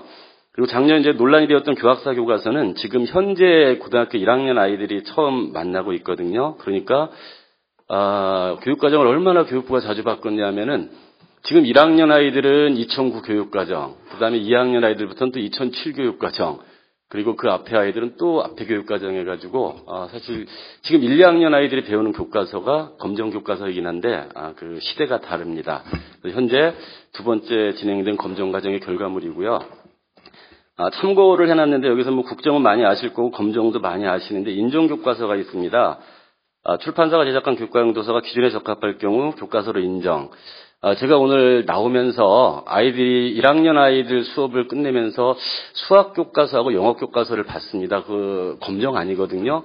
2학년 아이들이 배우는 교과서는 교육부 검정이라고 되어 있는데 1, 2학년 아이들은 인정으로 되어 있어서 경기도교육청, 서울교육청 이런 식으로 인정교과서로 그러니까 교육부의 기본 방침 이명박 정부부터 교과서에 자율권을 준 쪽으로 쭉 지금 왔었던 상황입니다. 그리고 제가 이번은 교학사 교과서 소동 끝에 만난 불쾌한 복병이라고 했는데 정말 상상도 못했습니다. 작년 교학사 문제 터지고 저희들은 현장 교사들이고 채택 당사자들이기 때문에 그렇게 많은 목소리를 내지는 못했었습니다. 하지만 저희가 교과서를 비교해 볼 수 있는 기회가 있었기 때문에 굉장히 문제가 많다라고 생각했는데 학교에서 채택이 거의 안 되니까 느닷없이 편수 기능 강화 플러스 국정까지 갈 수 있다라고 동시에 이제 저는 이거는 협박이라고 생각을 합니다. 그리고 참고로 제가 뭐 토론회를 많이 안 와봐서 좀 분위기가 너무 딱딱한 것 같아서 저 뒤에 보시면은 방청석에 계신 분들은 혹시 궁금하시면 보시라고 지금 현재 고등학교 1학년 아이들 8개 교과서 교학사를 포함해서 갖다 놓았고요. 국정교과서도 저기에 전시를 해 놓았습니다. 가져가시면 안 되고요. 필요하시면 중간중간에 가져가서 보시고서 특히 현재 교과서가 좌편향이 되어 있다라거나 대한민국의 정체성을 부정하고 있다라고 생각하시는 분이 혹시 여기 계시면 그 교과서를 보시고 저에게 확인을 시켜주세요. 정말 그런지. 그래서 교과서 좀 편안하게 보시면 될 것 같고요. 35쪽으로 넘어가겠습니다. 저희가 이제 세 번째 단락 보면 이 국정회계 편수 기능 강화인데 제가 좀 분석을 해봤습니다. 과연 국정을 주장하는 사람들이 누구인가 봤더니 없습니다. 여당 정치인들 그다음에 일부 보수 언론입니다. 2014년 1월 달에 약간 불을 지폈고 여기 받아서 교육부는 국정제를 포함하여 교과서 발행 체제를 개편하겠다는 이제 황당한 주장으로 정치권의 집권당 정치인들에게 화답을 했고요. 원래대로라면 6월 말에 이 개선안이 발표가 되기로 되어 있었거든요. 근데 이제 세월호 참사 그리고 이제 장관 교체 과정 겪으면서 바로 내일입니다. 국사편찬위에서 한국사 교과서 발행 체제 개선 방안이라는 주제의 토론회를 개최를 합니다. 교육부 담당자분들이 와 계시다고 했으니까 교과서 발행 체제 개선 방안이라고 했는데 국정으로 가는 건 아니거든요. 그래서 내일 저도 많이 기대가 되고 있습니다. 어떤 논의들이 오갈지. 근데 주제와 상관없이 내일은 한국사 교과서 국정화에 대한 찬반 논쟁의 가능성이 좀 많아 보여서 걱정이 되고 있고요. 더 걱정스러운 것은 집권 여당 대표 시절에 한국사 교과서 국정화를 공공연히 주장했던 분께서 지금 교육부 장관이라는 점도 굉장히 걱정이 되는데 모르겠습니다. 그냥 지금 장관께서 아까 야당 국회의원들께서 장관 동의해주는 그 조건이 국정의 국자를 안 꺼내시겠다고 했는데 좀 지켜보도록 하겠습니다. 세 번째로는 국정이익과 편수체제 강화를 주장하는 논리인데요. 현장 교사 입장에서 한번 생각을 해봤습니다. 언론에서는 진보와 보수의 싸움으로 몰고 가고 있지만 그러나 진보 지정의 일반적인 정서는 국정 반대임이 분명해 보입니다. 그런데 과연 대한민국 보수 진영 전체가 국정을 지지하고 있는가? 이거는 아니라고 생각을 합니다. 보수 쪽에서도 국정제 전환을 반대하는 주장이 만만치 않은데 대표적인 게 그 아래쪽에 각주를 달아놨는데 1월 달입니다. 동아일보 사설 국정화로 퇴보 말고 제대로 된 국사교과서 만들라. 중앙일보 사설 다시 국정제로 돌아갈 수 없다. 굉장히 단호하게 우리나라 보수신문이 썼고요. 조선일보도 국정을 찬성하진 않았지만 그렇다고 검정이 아니고 여기서 다시 논의해봐야 된다라는 이야기를 했던 사설을 썼던 기억이 납니다. 근데 왜 그러면 보수 진영은 국정을 적극적으로 찬성하지 않을까? 바로 이 부분이 중요하다고 생각을 합니다. 그러니까 국정한국사 교과서가 국가가 발행한다고 하지만 실제로 국가를 책임져 있는 그 정권이 발행하는 거거든요. 정권의 이념을 반영할 수밖에 없다는 알고 있기 때문에 보수 쪽에서는 정권이 교체될 경우를 또 걱정하지 않을 수 없겠지요. 그러니까 박근혜 정부의 국정교과서, 뭐 다음 대선에서 어떻게 될지 모르잖아요. 또 정권이 바뀌면 그 다음 정권이 쓰는 또 국정교과서, 이제 이런 생각이 좀 들고요. 그러면 과연 누가 한국사 교과서의 국정이해를 주장할까를 따져봤더니 교학사 필자 전부 다 아닙니다. 아주 일부입니다. 그리고 집권 여당의 일부 정치인, 일부 보수국 언론 외에는 눈에 띄는 실체가 없습니다. 이 부분이 가장 답답합니다. 논란이 되고 있는가? 이쪽에서는 지금 저희 역사교사 모임을 비롯해서 선생님들은 전부 지금 국정 아니다라고 주장을 하는데 국정을 적극적으로 주장하는 실체가 별로 없어요.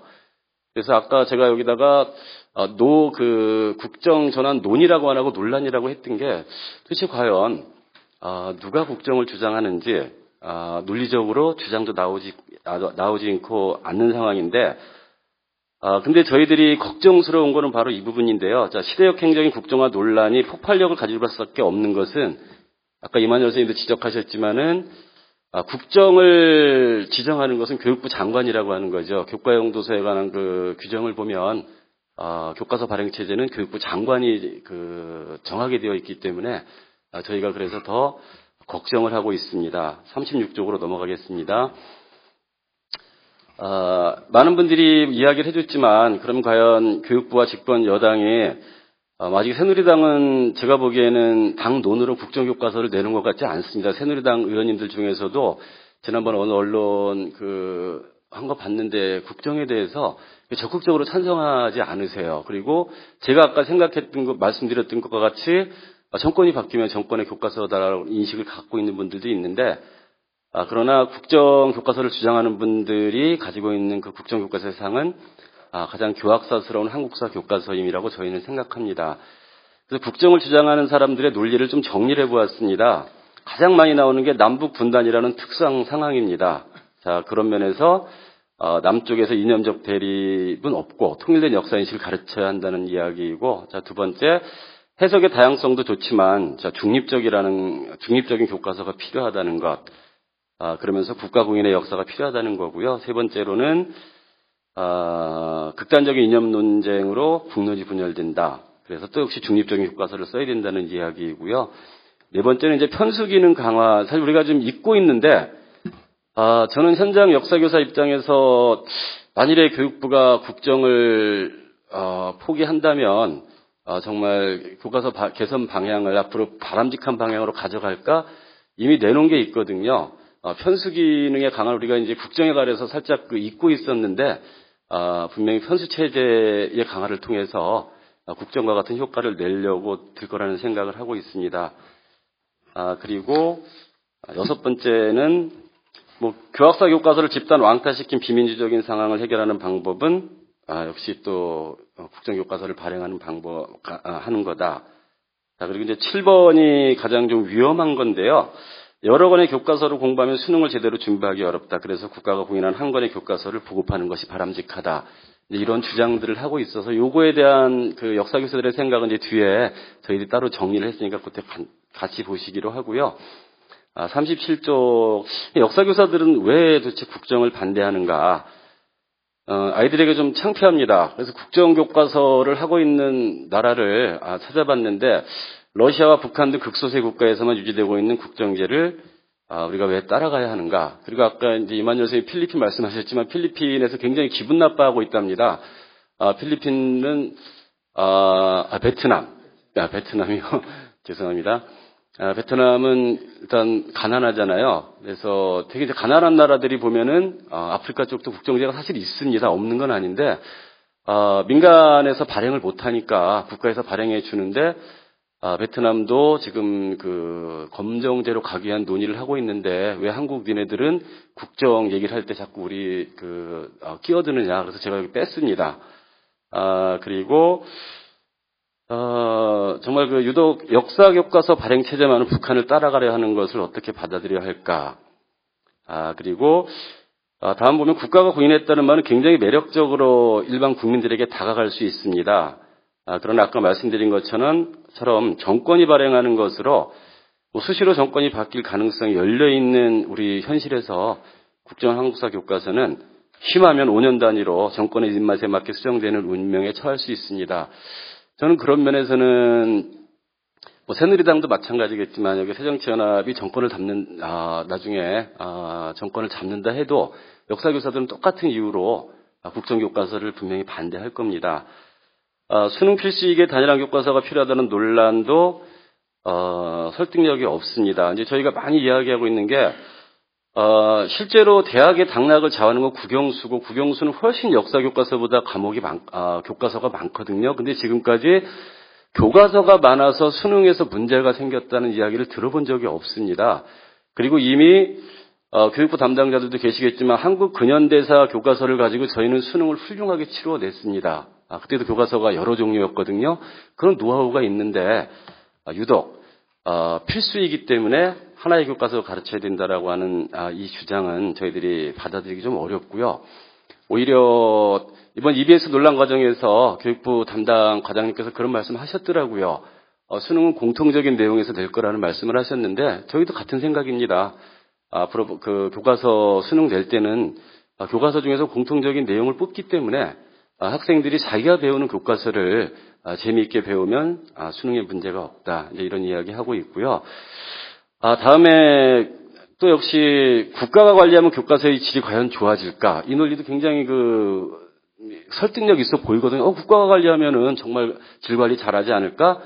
근데 이거는 살아있는 국정 교과서를 보면 됩니다. 지금 현재 초등학교 사회교과서 5학년, 6학년 그 역사 파트가 국정으로 발행이 되는데 제가 구하지 못해서 못 가는데 못 갖고 왔거든요. 교과서의 편집 체계나 이거를 중고등학교 거를 따라오지를 못하고 더 문제는 초등학교 학부모님들 5, 6학년 학생을 둔 학부모님들이 너무 힘들어하세요. 한국사 교과서가 너무 어렵다는 거죠. 초등학교 게요. 이건 고등학교 거보다 더 어렵다. 그리고 초등학교 선생님들도 전공을 하시지 않은 분들이 그 수업을 하면서 너무 힘들다는데 과연 이거는 국정교과서를 지금 현재 만들고 있는 교육부가 제대로 만들었는가? 내가 초등에서 가르치는 게 이렇게 멋있으니까 한번 고등학교도 가볼래? 이런 논리도 아니거든요. 그리고 지금 현재 교육과정이 이제 내년 초등학교 5학년부터 적용이 되고 그래서 지금 새로운 국정교과서가 만들어진 걸로 알고 있습니다. 그리고 그것이 지금 현장에서 실험되고 있는 상황인데 그 교과서를 좀 봤으면 좋겠어요. 가장 최근에 만들어지고 있고 내년부터 적용될 국정교과서의 상이 모습이 어떤지를 좀 보면 가장 큰 이유는 경쟁이 없다는 거지요. 그러니까 국가가 발행하니까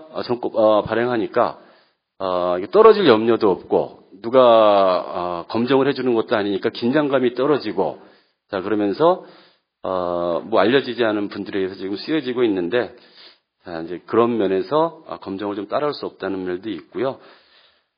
그리고 이제 마지막 다음 단락 보시면 이제 다양한 해석을 담고 있는 게 문제라고 이야기를 많이 하는데 검정 교과서는 교육과정이 있고 그다음에 검정 기준이 있습니다. 그리고 특히 다른 교과목과는 달리 역사 교과서는 지필 기준이라고 하는 것을 내립니다. 저도 지금 중학교 역사 교과서의 필자이기도 한데요. 교과서를 쓰려고 하면 다른 과목과 달리 굉장히 자세한 내용의 지침이죠. 일종의 이렇게 써라라고 하는 게 나오기 때문에 그것을 벗어나면 합격할 수 없으니까 다른 교과서에 비해서 역사 교과서는 지금도 플러스 1 지필 기준에 의해서 굉장히 통제가 되고 있다. 이렇게 생각하시면 될 것 같고요. 뒷장 넘어가겠습니다. 이제 정말 대한민국의 역사 선생님들은 정말 할 일이 많습니다. 아이들과 행복한 역사 교육을 위해서 고민을 해야 되는데 교육부가 국정회기 오늘 하니까 역사 선생님들 97%가 반대하고 역사학자들 97%가 반대하지만 제가 교육부가 가지고 올 논리는 저거밖에 없을 것 같아요. 국민들을 상대로 한 여론조사 이 정도가 아닐까 하는 생각을 해봤는데 잘 모르시니까 그러면 국가가 하면 좋은 거 아니야? 수능 필수니까 하나 갖고 하면 좋은 게 아닌가라는 논리가 나올 것 같아서 저희 선생님들이 정말 머리를 쥐어 짜내서 왜 한국사 교과서 국정이 문제가 있는가에 대해서 좀 편안하게 써본 글들입니다. 그래서 지금 제가 설명드렸던 부분도 많이 들어가 있고요. 12문 12답으로 만들었는데 몇 개만 좀 보도록 하겠습니다. 뭐 1, 2, 3, 4, 2번 같은 경우 이제 아까 말씀드렸고요. 4번도 뭐 다 이야기가 된 거고요. 오른쪽 가면은 5번도 아까 말씀을 드렸고요. 6번 같은 경우가 정말 많이 슬픈 현실이죠. 우리가 북한을 전체주의 정권이라고 하고 독재 국가이고 그리고 실제로 그런 나라에서만 교과서를 국정으로 발행하고 있는데 우리가 뭐 자유 그다음에 민주주의 국가라고 주장을 하면서 교과서만은 왜 그렇게 독재 체제를 따라가려고 하는지 많이 안타까움이 있고요. 7번이 이제 역사 논쟁 너무 피곤해요. 그냥 좌우 학자들이 모여 중립적인 교과서 하나를 만드는 게 좋지 않나요?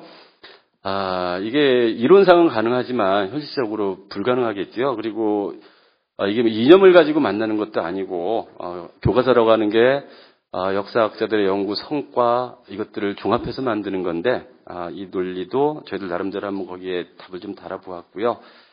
그 다음에 역사학계와 역사교계는 좌편향된 거 아닌가요? 가장 많이 듣는 말이 좌편향인데, 저희 오늘 언론에 보니까 전국 역사교사 모임 선생님들 전부가 정교조 선생님들 이런 이야기를 하는데, 전국의 역사 선생님들이 한 7,000분쯤 계시는 걸로 알고 있습니다. 그리고 저희 회원이 한 2,000명 가까이 되는데, 저희 모임 선생님들 중에는 교총 선생님들도 많으세요. 그리고 정교조도 교총도 아닌 분들도 굉장히 많고, 그래서 그냥 살아있는 역사 교육을 위해서 함께 자료를 공유하고 수업을 공유하는 선생님들인데, 이런 식으로 그냥 매도해버리면서, 선생님들 그냥 좌편향, 또 역사학자도 좌편향, 그래서, 교학사 교과서를 썼던 필자들 입장에서 보면 자기들과 입장이 다른 분들을 이제 모두 좌편향으로 정해버린 게 아닌가 하는 생각이 들었고요. 9번은 조금 설명을 드리겠습니다. 한국사 수능 필수가 아까 이제 말씀을 드렸었는데요. 한국사 교과서는 다른 교과서에 비해서 굉장히 더 엄격하게 현재도 발행이 되고 있다는 것. 그리고 영어와 수학은 인정제로 이미 가 있거든요. 그런데도 수능 시험에 전혀 문제가 없다는 거가 하나 있고요.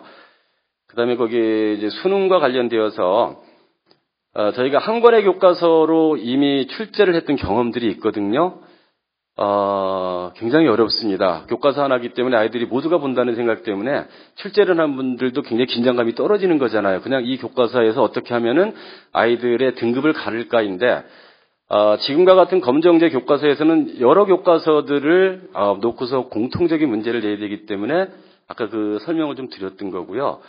그 다음에 이제 무엇보다도 여러 교과서가 있어야 된다라고 하는 거는 현재 나와 있는 교과서는 굉장히 다양한 그 특성을 가지고 있습니다. 어느 책은 굉장히 설명이 좀 많은 책이 있어요. 그 다음에 이미지가 좀 많이 들어가 있는 책도 있고 학생 활동이 많이 들어가 있는 책도 있고, 저도 작년에 교육부 덕분에 굉장히 늦게 교과서를 선정하다 보니까 교과서를 선정해서 올해 1년 한 학기 수업을 했는데, 수업을 해보니까 우리 아이들이 보기엔 너무 내용이 많은 거예요. 그래서 그러면은 올해 그럼 좀 바꿀 수 있지 않나 해서 지금 이제 교과서를 바꾸는 작업을 하고 있거든요. 이제 이런 게 가능해진다는 이야기죠. 그리고 예고 아이들은 그 아이들에게는 좀 이미지가 많은 교과서를 보여주고, 그다음에 학생 활동이 많이 필요한 데는 또 활동이 필요한 책들을 골라줄 수 있는 그런 장점. 그래서 학생들의 특징이 다양하기 때문에 그 아이들의 특성에 맞는 다양한 교과서를 개발해서 선생님들이 골라 쓰게 해줘야 된다는 그런 말씀을 좀 드리고 싶고요.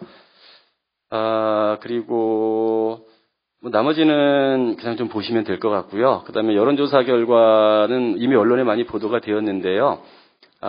도대체 저희들도 궁금했습니다. 선생님들이 과연 어떤 생각을 하고 계실까? 국정교과서, 저희 학교 선생님 중에서도 국정 찬성하는 분도 계세요. 국사 선생님이신데도 너무 좀 힘들었어. 옛날에 내가 했던 게 하나면 좋을 것 같아. 이런 말씀 하시는 분도 있지만, 또 많은 분들은 검정 교과서의 그 장점을 알고 계시기 때문에 저희가 통계를 내보았는데, 그냥 통계를 보시면 될 것 같고요. 정말 그런 제안을 한번 드리고 싶습니다. 교육부가 할 수 있다면 현장 선생님들을 상대로 똑같은 그 설문조사를 하셨으면 좋겠어요. 정말 현장 선생님들이 원하는, 역사 선생님들이 원하는 교과서 발행, 역사교사 모임도 800명을 했는데 교육부가 왜 그걸 못하겠습니까? 그래서 정말 국민들을 상대로 하는 것도 좋지만 아이들과 가장 가까이에서 만나고 있는 역사 선생님들이 어떤 생각을 하고 있는지를 좀 정확하게 알 필요가 있다는 생각이 들어서요. 특징적인 것 중에 하나는 선생님들이 이제 자유발행제를 많이 찬성할 거라고 저희도 그냥 그렇게 예상했는데 의외로 많은 선생님들이 보수적이시더라고요. 현재 검정제가 가장 많았고 자유발행제는 좀 시기상조라고 생각한다는 분석이 있었습니다. 시간이 가서 43초 결론만 좀 말씀드리겠습니다. 지금 교육부가 해야 될 일은 그 검정 시스템이 어디에서 망가졌는지를 면밀하게 따지는 일일 것이라고 생각합니다. 작년 교학사 문제부터 해서 그래서 다음 주 가장 중요한 점은 검정위원회 전문성 그리고 중립성 문제일 것이고요. 역사교사 설문조사에도 선생님들이 많은 분들이 해주신 이야기가 검정 과정에 내실화가 필요하다는 그 말씀들을 해주셨고요. 두 번째 단락입니다. 마지막 결론에 이게 저희가 가장 강조하는 건데 검정제도는 현재까지 별 문제 없이 잘 운영되어 왔습니다. 그리고 제일 심각하고 부실하게 운영된 사례가 이번 교학사 교과서가 있었던 그 검정 과정이었고요. 특히 역사 교과서 검정의 전문성과 중립성을 확보하겠다고 검정 업무 일체를 국사편찬위원회로 이관한 이후에 이런 사단이 났습니다. 과연 대한민국의 국사편찬위원회가 교과서 검정을 처음 해봐서 힘든 부분이 있었긴 했겠지만 제대로 했는가 우리가 좀 냉정하게 좀 따져보아야 할 일이고요. 그래서 교사들이 생각하는 정답은 국정제 전환도 그다음에 숨겨져 있는 편수관 제도의 부활도 아닙니다. 그냥 교육부는 지금 이번 교과서 이전에 해왔던 것처럼 검정제도의 취지에 맞게 착실하게 운영하는 것. 그래서 다양하고 좀 더 창의적인 교과서가 현장에 나올 수 있는 길을 열어주는 게 아닌가 이런 생각을 하게 됩니다. 예, 이상 발표 마치겠습니다. 예, 고맙습니다. 선생님답게 아주 알기 쉽게 설명해 주셨고 시간도 딱 맞춰 주셨습니다. 여러분들 약간 좀 지겨우실 텐데요. 몸도 피곤하시고 마지막 발제를 듣고 쉬는 시간을 갖도록 하겠습니다. 그래서 마지막 발제는 한국사 교과서 국정제의 헌법적 문제점, 법적인 문제점이 뭔가 국정제 이 문제에 대해서 아주대학교 오동색 선생님의 발제가 있겠습니다. 부탁드리겠습니다. 예, 저는 헌법 연구자이고요. 그래서 앞에 자세한 내용들은 두 분 발제자께서 말씀하셨기 때문에 저는 주로 1992년에 이제 헌법재판소가 이제 교과서의 검인정제는 물론 이제 국정제까지도 합헌이라고 판단한 적이 있기 때문에 한국사 교과서에 한정하지는 않겠고요. 교과서 전반의 문제에 대해서 헌법적 관점에서 좀 헌법재판소의 판단을 좀 비판을 하면서 그런 말씀을 좀 드리려고 합니다. 근데 뒤에 이제 말씀을 드리겠지만 헌법재판소가 이제 판시 내용 중에 뭐라고 하냐면 국정제 자체가 문제가 있다라고 하는 건 헌법재판소도 부정하지는 않습니다. 근데 다만 그것이 국가의 재량이기 때문에 헌법재판소가 보기에 위헌이라고 보기는 어렵다 이렇게 판단을 합니다. 근데 다만 이런 얘기가 이제 구체적으로 나옵니다. 교과서의 내용에도 학설의 대립이 있고 어느 한쪽의 학설을 택하는데 문제점이 있는 경우 그러면서 예를 드는 것이 예컨대 국사의 경우 어떤 학설이 옳다고 확정할 수 없고 다양한 견해가 나름대로 설득력을 지니고 있는 경우에는 다양한 견해를 소개하는 것이 바람직하다. 그러니까 결국 이런 어떤 명시적으로 표현을 하지는 않았지만 교과서 제도 중에서도 여러 교과목 별로의 특성에 따라서 국정제가 허용될 수도 있고 그렇지 않을 수도 있는데 어쨌든 헌법재판소의 표현에 따르게 되면 적어도 국사교과서만큼은 다양한 어떤 이런 견해들이 용인되는 것이 맞다라고 하는 허용되는 것이 맞다라고 하는 어떤 관점을 가지고 있다라고 하는 점은 좀 모두에 한번 말씀을 드리고 진행을 하려고 합니다.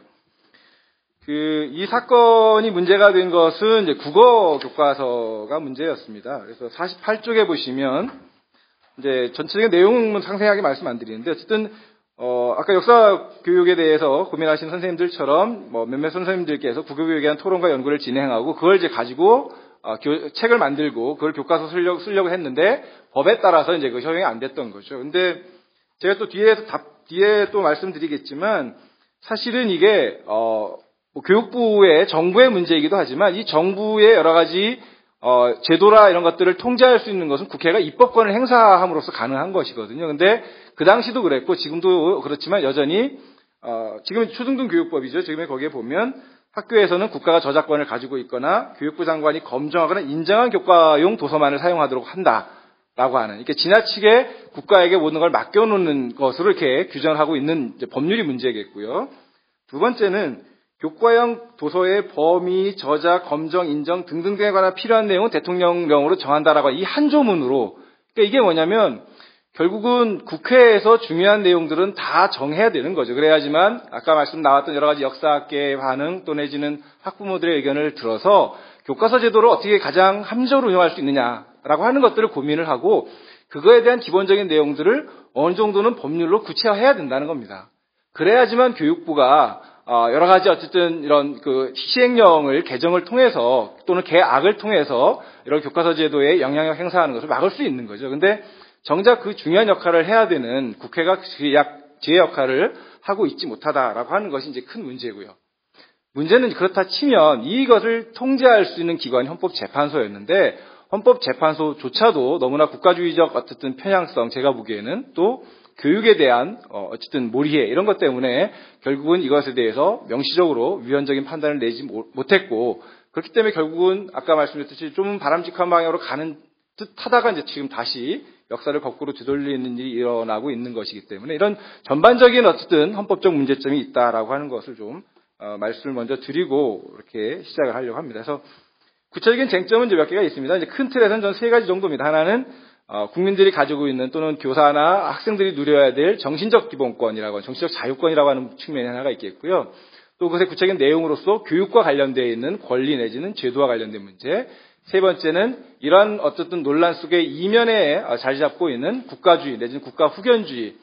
그거는 사실은 제가 보기에는 우리 사회가 민주화되었다고 한 지가 벌써 그죠? 26, 7년을 넘어감에도 불구하고 여전히 국가 권력 내지는 입법, 사법, 행정의 고위 이제 공무원들과 공직자들 같은 경우에 있어서는 국민들을 제대로 민주 시민으로서 내지는 주권자로서 보지 않는다는 거죠.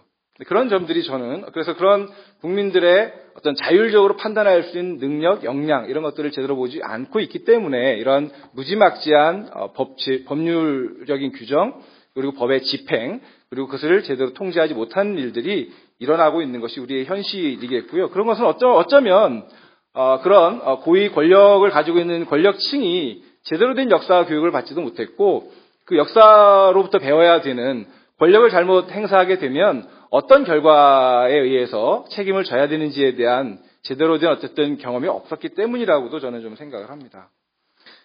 먼저 49쪽에 나와 있는 것처럼 말씀을 드리고 싶은 것은 이제 헌법의 이제 이론 중에 정신적 자유권과 재산적 경제적 기본권을 구별을 합니다. 그래서 전자를 강조하는 거죠. 그것은 당연히 거기에 대해서 국가는 함부로 개입해서는 안 되는 것이고 특히나 예를 들면 학문의 자유, 교육의 자유, 표현의 자유와 같은 이런 부분에 있어서는 국가는 원칙적으로 개입하지 않는 것이 원칙이겠고요. 특별한 경우가 아니면 그런 법률들은 다 위헌으로 판단을 하는 것이 일반적인 이론입니다. 원칙입니다.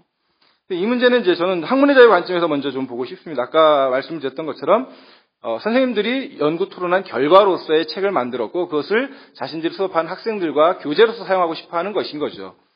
근데 이제 학문의 자유 내용 중에 보면 대학 교수들 중에 있어서는 이제 그 교수의 자유라고 하는 것이 있는데 이건 이제 이때 교수라고 하는 것의 의미는 그 신분으로서의 교수를 얘기하는 것은 아니겠고요. 자기 학문의 연구의 결과를 학생들에게 가르칠 수 있는 자유를 의미하는 것을 교수의 자유. 그래서 좀 혼돈을 피하기 위해서 말씀을 드리면 강학의 자유라고 말씀드리겠습니다. 그런데 이 부분 내용과 교육의 자유라고 하는 것을 학자들도 그렇고 판례도 이걸 구별한다는 거죠. 그러니까 제가 보기에는 초중고등학교 선생님들이 연구한 결과를 가지고 학생들에게 가르치는 것이나 대학 교수들이 자신들이 학문의 연구를 한 결과를 가지고 가르치는 것이나 결국 동질한 것임에도 불구하고 양자를 달리 평가하고 있고 학문의 자유는 강하게 보장하는 반면에 선생님들이 가지고 있는 교육의 자유는 더 약한 기본권으로 보고 있다라고 하는 것이 문제라는 거죠. 근데 이제 그 근거는 뭐냐면 49쪽 아래에 있긴 합니다만 피교육자인 학생이 아직도 성장 과정에 있는 이른바 미성숙론 내지는 미성년자이기 때문이라는 것인데요. 사실 어떤 면에서 보면 그렇기 때문에 더 다양한 생각들이라는 것들이 필요한 것 아닌가요? 제가 생각에는 그렇습니다. 오히려 미성년이고 미성숙하다라고 한다면, 인정한다라고 한다면, 적어도 거기에 있어서 오히려 다양한 생각들을 하고 균형 잡힌 사고를 가질 수 있는 것이 필요한 것이고, 사실은 대학이나 그 이후에 오면 이미 자기 생각이 굳어져 있기 때문에 거기에 대해서의 어쨌든 이런 그 여러 가지 다양한 어떤 그런 그 사고의 방식들을 알려주는 것 자체의 어떤 뭐 효용성 관점에서 그걸 봐야 될지는 모르겠습니다. 그러니까 그런 것들이 잘 맞지 않는다라고 하는 것입니다. 그리고 정말 그렇다라고 한다면 그것에 걸맞은 적절한 교육이 이루어져야 되는 것이 맞는 것이지, 일방적으로 피교육자가 미성년자라고 하는 이유로 이렇게 학문의 자유라고 하는 어떤 정치적 기본권의 영역, 그리고 그걸 바탕으로 해서 교육을 행하는 이런 부분을 차별을 두는 것은 적절치 않은 것이겠고요. 그렇다라고 한다면 적어도 초중등 고등학교에 있어서도 교사들이 자신들의 연구 결과물을 학생들에게 교육할 수 있는 자유라고 하는 것들이 아까 말씀드렸듯이 정신적인 자유권, 그 중에서도 학문의 자유는 언론 표현의 자유도 더 강하게 보장을 받아야 되는 것이겠고요. 그 연구 결과로서의 가르칠 수 있는 자유는 더 강하게 보장받아야 된다는 것이거든요. 이제 그런 점들이 이 교과서 제도에 있어서 기본적인 전제로서 좀 인정돼야 된다라고 하는 점을 말씀드리고 싶고요. 50쪽에 있는 것은 이제 표현의 자유의 문제입니다. 학생 이제 표현의 자유라고 하는 것이 이제 언론 출판 집회 결사유의 자유로 보장이 되어 있는데, 좀 자기가 자기 생각을 표현하기 위해서는 그 이전에 다양한 정보 내지는 자기 나름대로의 사상이라든지 이런 것들을 가지게 하기 위한 전제로서의 어떤 알 권리가 보장되어야 되는 것이죠. 그렇기 때문에 헌법에 알 권리라는 이름의 기본권은 없지만 언론 출판 집회 자유의 결사의 자유의 내용 중에 이것이 포함되어 있는 것으로 일반적으로 이렇게 보고 있습니다. 그렇다고 한다면 학생의 관점에서 보면 뭐 역사든 어떤 다양한 관점들이 이 세상에 존재하고 있고, 그리고 그 사회를 해석하는 어떤 다양한 입장들이 있다라고 하는 것들을 골고루 알 수 있는 당연한 권리가 보장되어 있는 것이겠고요. 또 한편에 아까 학문의 자유의 영역의 별개로 또 교사는 자신의 표현의 자유, 자기의 어쨌든 교육자로서의 전문성을 가지고 학생들에 대해서 표현할 수 있는 자유라고 하는 것들이 보장되어야 되는 것이죠. 그리고 헌법은 그와 관련해서 21조 2항에서 검열을 금지하고 있는데, 사실상 어떤 의미에서는 국정제라고 하는 것은 국가가 교과서의 내용을 아예 일방적으로 정해서 사실은 검열 이전에 아예 그걸 배제시켜버리는 것이기 때문에 더 강하게 위헌성이 추정될 수밖에 없다라고 하는 것이겠습니다. 그러니까 어쨌든 검인정 제도도 이제 그런 점에서 저는 뭐 다 아시겠지만 검정제도를 교과부나 이런 데서 또 강하게 이렇게 적용을 하게 되면 실질적으로 검열을 행하는 것과 다를 바가 없는 일이 이미 이제 일어났던 것을 보신다고 하더라도, 사실은 검정제 내지는 더 나아가서 인정제 자체도 사실은 상당히 좀 위험할 수 있는 여지들은 여전히 남아있게 된다는 겁니다. 그렇기 때문에 아까 말씀드렸듯이 이거에 대한 어떤 시민사회 내지는 교육계, 역사학계의 다양한 어떤 의견들이 모아져서 법률의 구체적 기준으로 좀 마련될 필요성이 있는 것이라는 거죠. 그렇지 않은 상황에서는 여전히 검인정제를 국정제에 반대하기 위해서 이것이 상대적으로 나을지 모르겠지만 그 자체가 또한 선은 아니다라고 저는 좀 생각을 합니다. 그런 점에서 보면 이런 큰 관점에서 좀 문제가 있는 것이겠고요. 또 51쪽에 보시면 이런 이제 부분에 대해서 이제 국가적 어느 정도의 뭐 획일성이 아닌 통일성의 관점이라고 하는 것들은 이제 필요하겠죠. 뒤에도 말씀드리겠지만 다양성이 보장되면서도 어느 정도 이제 국가가 규제할 필요성이 없지는 않습니다. 이제 그런 경우에 이제 어떻게 규제를 해야 되냐라고 하는 것이 논란이 될 수가 있는데요. 이것은 직접적으로 국가가 관여하는 내용을 결정하는 것이 아니라 검인정 제도가 좀 완화된 제도이겠죠. 그래서 국가의 개입 강도가 좀 낮은 이런 것들을 통해서 접근하는 것이 헌법이 보장하고 있는 학문의 자유, 표현의 자유를 보장하는 관점에서 바람직하다 이렇게 말씀드릴 수 있겠고요. 두 번째는 이제 교육과 관련되어 있는 기본권의 관점에서도 마찬가지일 겁니다.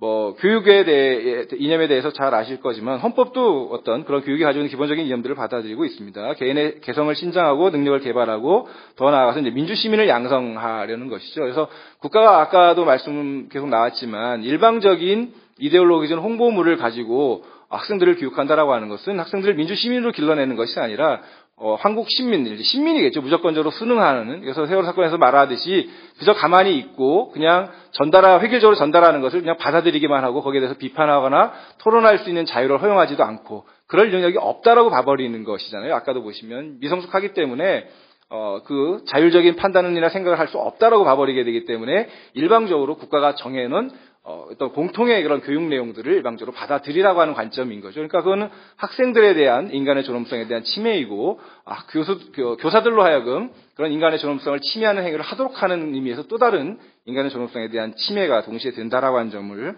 좀 말씀드리고 싶습니다. 그런 점에서 보면 이제 결국은 기본적으로 이러한 것이 허용되는 것들의 논의는 아까도 말씀드렸듯이 미성숙의 논리고 미성년자의 논리인 겁니다.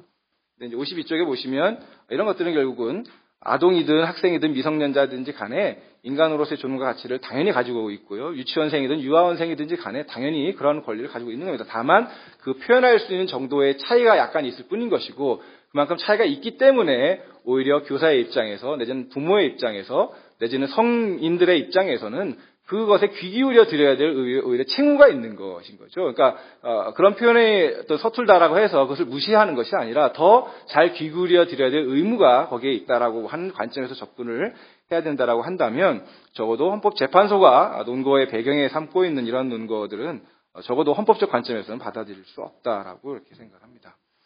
교사의 수업권도 마찬가지겠습니다. 수업권이라고 하는 것이 헌법적인 권리냐 아니냐라고 하는 것은 사실 논란이 좀 있기는 합니다. 근데 그럼에도 불구하고 적어도 이런 교사의 일정한 이제 의무로서의 교사가 해야 될 직무가 있기 때문에 그것을 이제 기본권으로 보는 데 있어서 또 명시적인 이제 근거가 없기 때문에 제약이 있기는 하지만, 적어도 국가와의 관계에서, 학생하고의 관계에서는 학생인권이라고 하는 또 다른 어쨌든 관계 내지는 논점이 생겨날 수가 있습니다만, 적어도 국가와의 관계에서는 당연히 교사는 수업할 수 있는 자유가 국가의 간섭으로부터 자유로울 수 있는 권리가 보장돼야 되는 것이겠고요. 그것이 또한 헌법이 명시한 바로는 이제 53쪽에 나와 있는 교육의 자주성, 전문성, 정책 중립성을 얘기할 때 이제 전문가로서의 이제 교사의 수업권을 말하는 것이겠죠.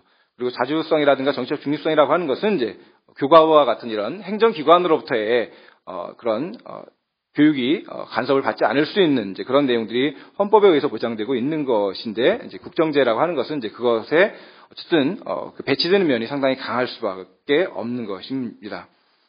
헌재는 이제 그 과정에서 53쪽 그 상단에 보시면 교육자 내지는 교육 전문가에 의해서 주도돼야 된다는 점에서는 인정을 합니다. 그러면서도 국가의 안정적인 성장 발전을 위해서 외부 세력의 부당한 간섭에 영향받지 않도록 하는 데 있다라고 본다는 거죠. 근데 사실 제가 보기에는 헌법은 국가를 규제하는 법이거든요.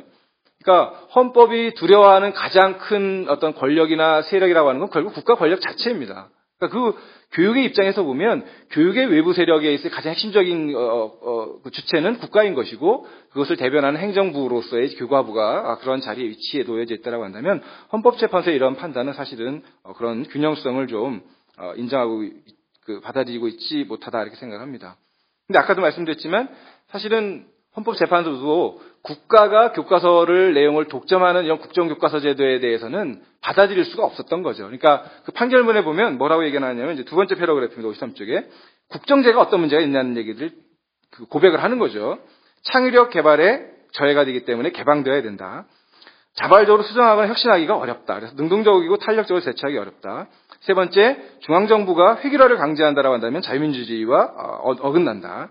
네 번째, 교사와 학생의 교재 선택권이 보장되지 못하기 때문에 교과형 도서의 개발이 지연되거나 침체될 수가 있다. 다섯 번째, 주입식 내지는 암기식 교육이 이루어질 수 없다. 문제점은 다 알고 있는 겁니다. 근데 이런 문제점에도 불구하고 오히려 이걸 정당화하는 이유는 상당히 단편적이고 단순하다는 거죠. 근데 공교육제도를 국가가 책임지고 있기 때문에 어떻든 관여를 해야 될 것이다.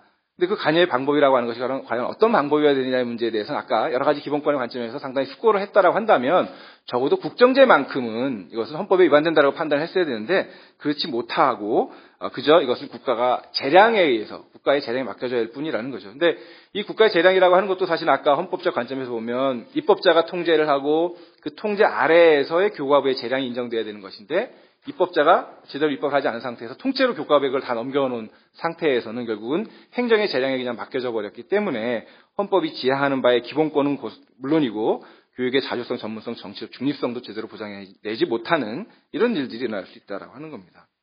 그러면서도 다시 또 이제 국정제를 어느 정도 이제 위헌은 아니다라고 하면서 다시 또 국정제의 위험성이라든지 그 방향에 대해서는 또 이렇게 얘기를 합니다. 맨 밑에 패러그래프인데요. 국정제도보다는 검인정제도, 검인정제도는 자유발행제를 채택을 하는 것이 헌법의 이념에 부합한다. 그리고 반드시 교과서를 하나의 내용으로 이렇게 고집하는 것은 적절하지 않다. 아까 말씀드렸던 게 이제 그 내용이 나오죠. 53쪽 밑에 두 번째 줄에 교과서의 내용에도 이런 것들이 있는데 맨 마지막 줄에 보시면 국사의 경우에는 더더욱이 다양한 견해를 소개하는 것이 바람직하다. 결국 국정제가 적어도 국사 교과서, 한국사 교과서에만큼은 이른바 국가의 어떤 이데올로기, 우리 헌정사를 되돌아봐도 알 수가 있었기 때문에 그런 점에 있어서는 바람직하지 않다라고 보는 거죠. 그래서 헌법재판소도 국정제가 위헌이 아니라고 하고 있기는 하지만 국정제가 바람직한 것은 아니다. 그래서 아주 예외적인 경우에만 국정제를 채택할 수 있을 뿐인 것이고, 아까 말씀드렸던 것처럼 검인정제 내지는 자유발행제라고 하는 것이 오히려 더 바람직하다라고 이렇게 판단을 하고 있다라고 해석을 해야 되는 것이겠죠. 근데 우리가 결과만 보고 얘기할 수 없는 부분이 분명히 있다라고 말씀드리고 싶습니다.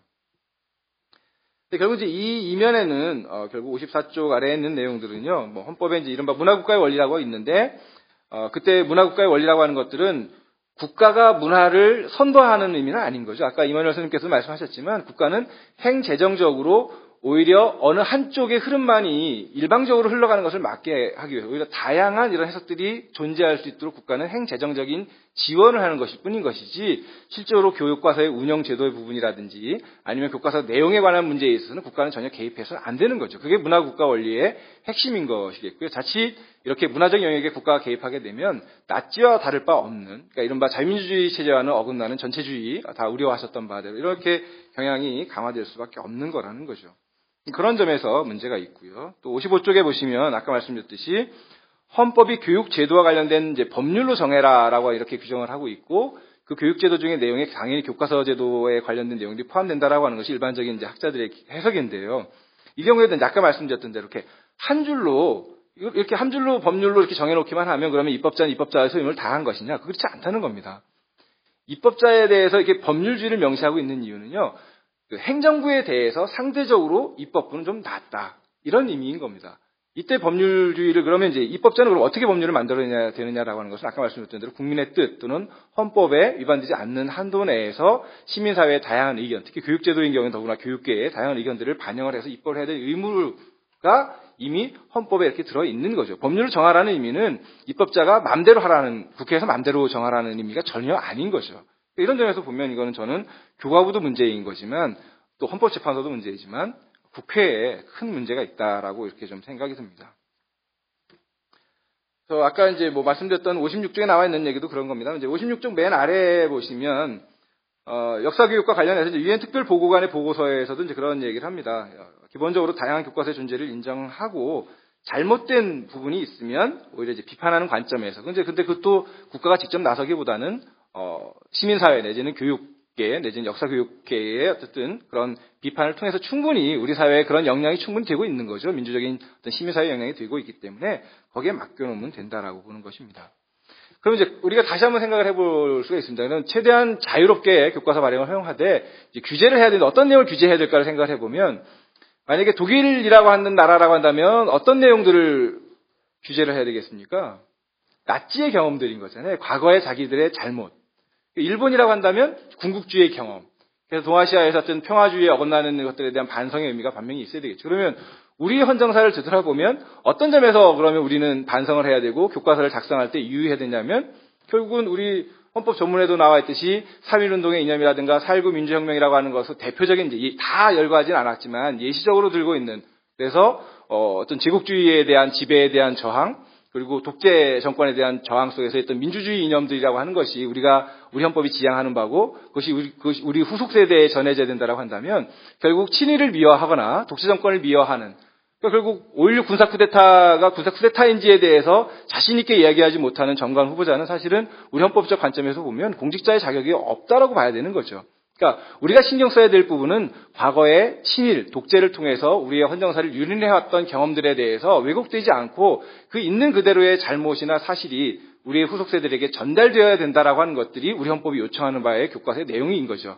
그런 경우에만 이제 다양하게 교과서의 논의들을 허용을 하되 적어도 일방적으로 이렇게 친일이나 독재를 미화하는 내용이 있다라고 한다면 그거는 시민사회의 이름으로 규제할 수 있는 길들을 열어놓는 것, 그것이 국가가 내지는 입법자가 이런 교과서 제도 내지는 더 좁게는 한국사 교과서 문제에 대해서 취해야 될 가장 헌법적인 태도라고 생각합니다. 그렇지 않다라고 한다면 결국은 일제시대, 독재시대에 되풀이되었던 민주시민이 아니라 일방적으로 국가적인 이데올로기를 수용하기만을 강요당하는 결국 시민교육에 머무르게 될 것이고, 그렇다라고 한다면 이른바 백년지대계라고 하는 우리 교육이라고 하는 것은 우리 사회의 미래의 암담함을 그대로 보여주는 것밖에는 아니다라고 좀 생각을 해서, 하여간 헌법 연구자의 입장에서 보면 자유발행제가 어쨌든 교육의 제도의 이념이라든지 교사의 여러 가지 기본권, 또 학생의 기본권을 보장하는 그런 것이라 생각을 하고요. 필요한 부분에 있어서의 법적인 규제는 필요한 최소한의 범위 내에서 이루어지는 것이 바람직하다라고 생각을 해서,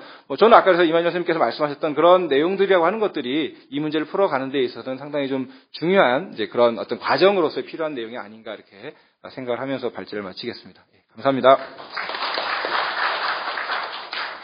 예, 오동 선생님 대단히 고생하셨습니다. 잠깐 쉬시기 전에 오늘 토론의 준비 과정에서 가장 많이 힘을 써주신 분이십니다. 도정환 의원님이 늦게 오셨는데 잠깐 말씀을 듣고 쉬는 시간을 갖도록 하겠습니다.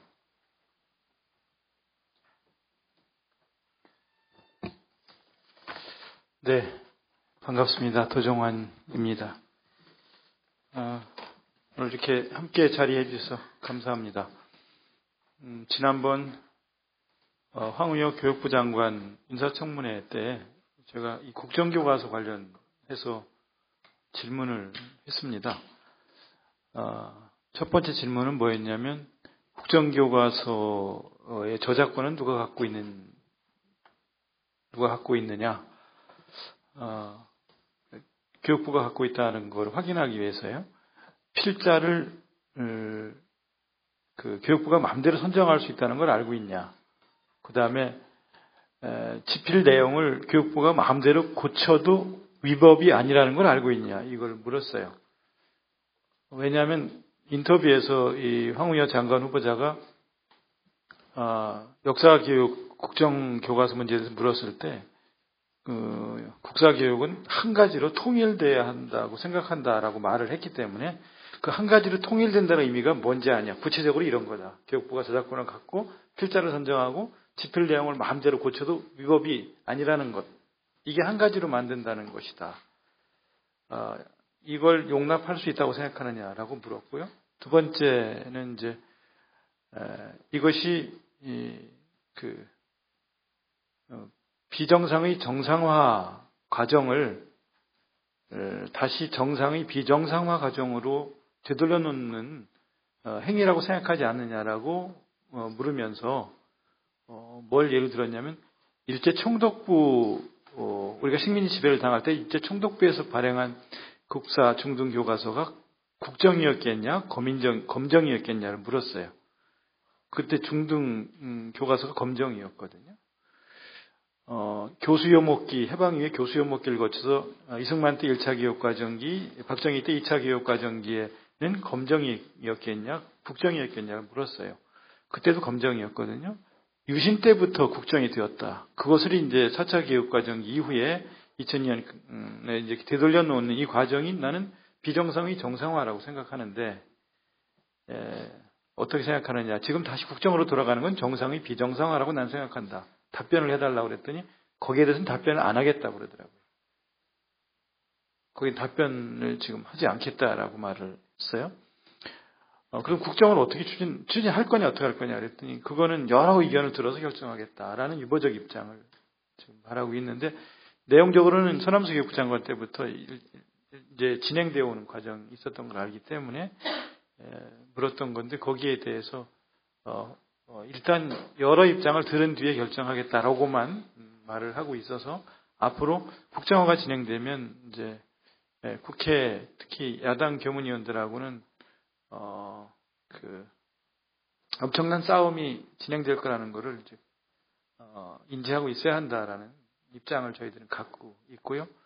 실제로 이런 상황이 진행되면 여기 계신 모든 분들도 그러시겠지만 이거를 막는 일에 저희 국회 특히 야당 교문위원들은 맨 앞에 서서 싸울 생각을 갖고 있다는 말씀을 드리겠습니다. 고맙습니다. 예, 고맙습니다. 한 2시간이 흘렀습니다. 자리를 끝까지 지켜주신 여러분들께 대단히 고맙습니다. 한 10분 쉬었다가 2부 토론을 시작하겠습니다.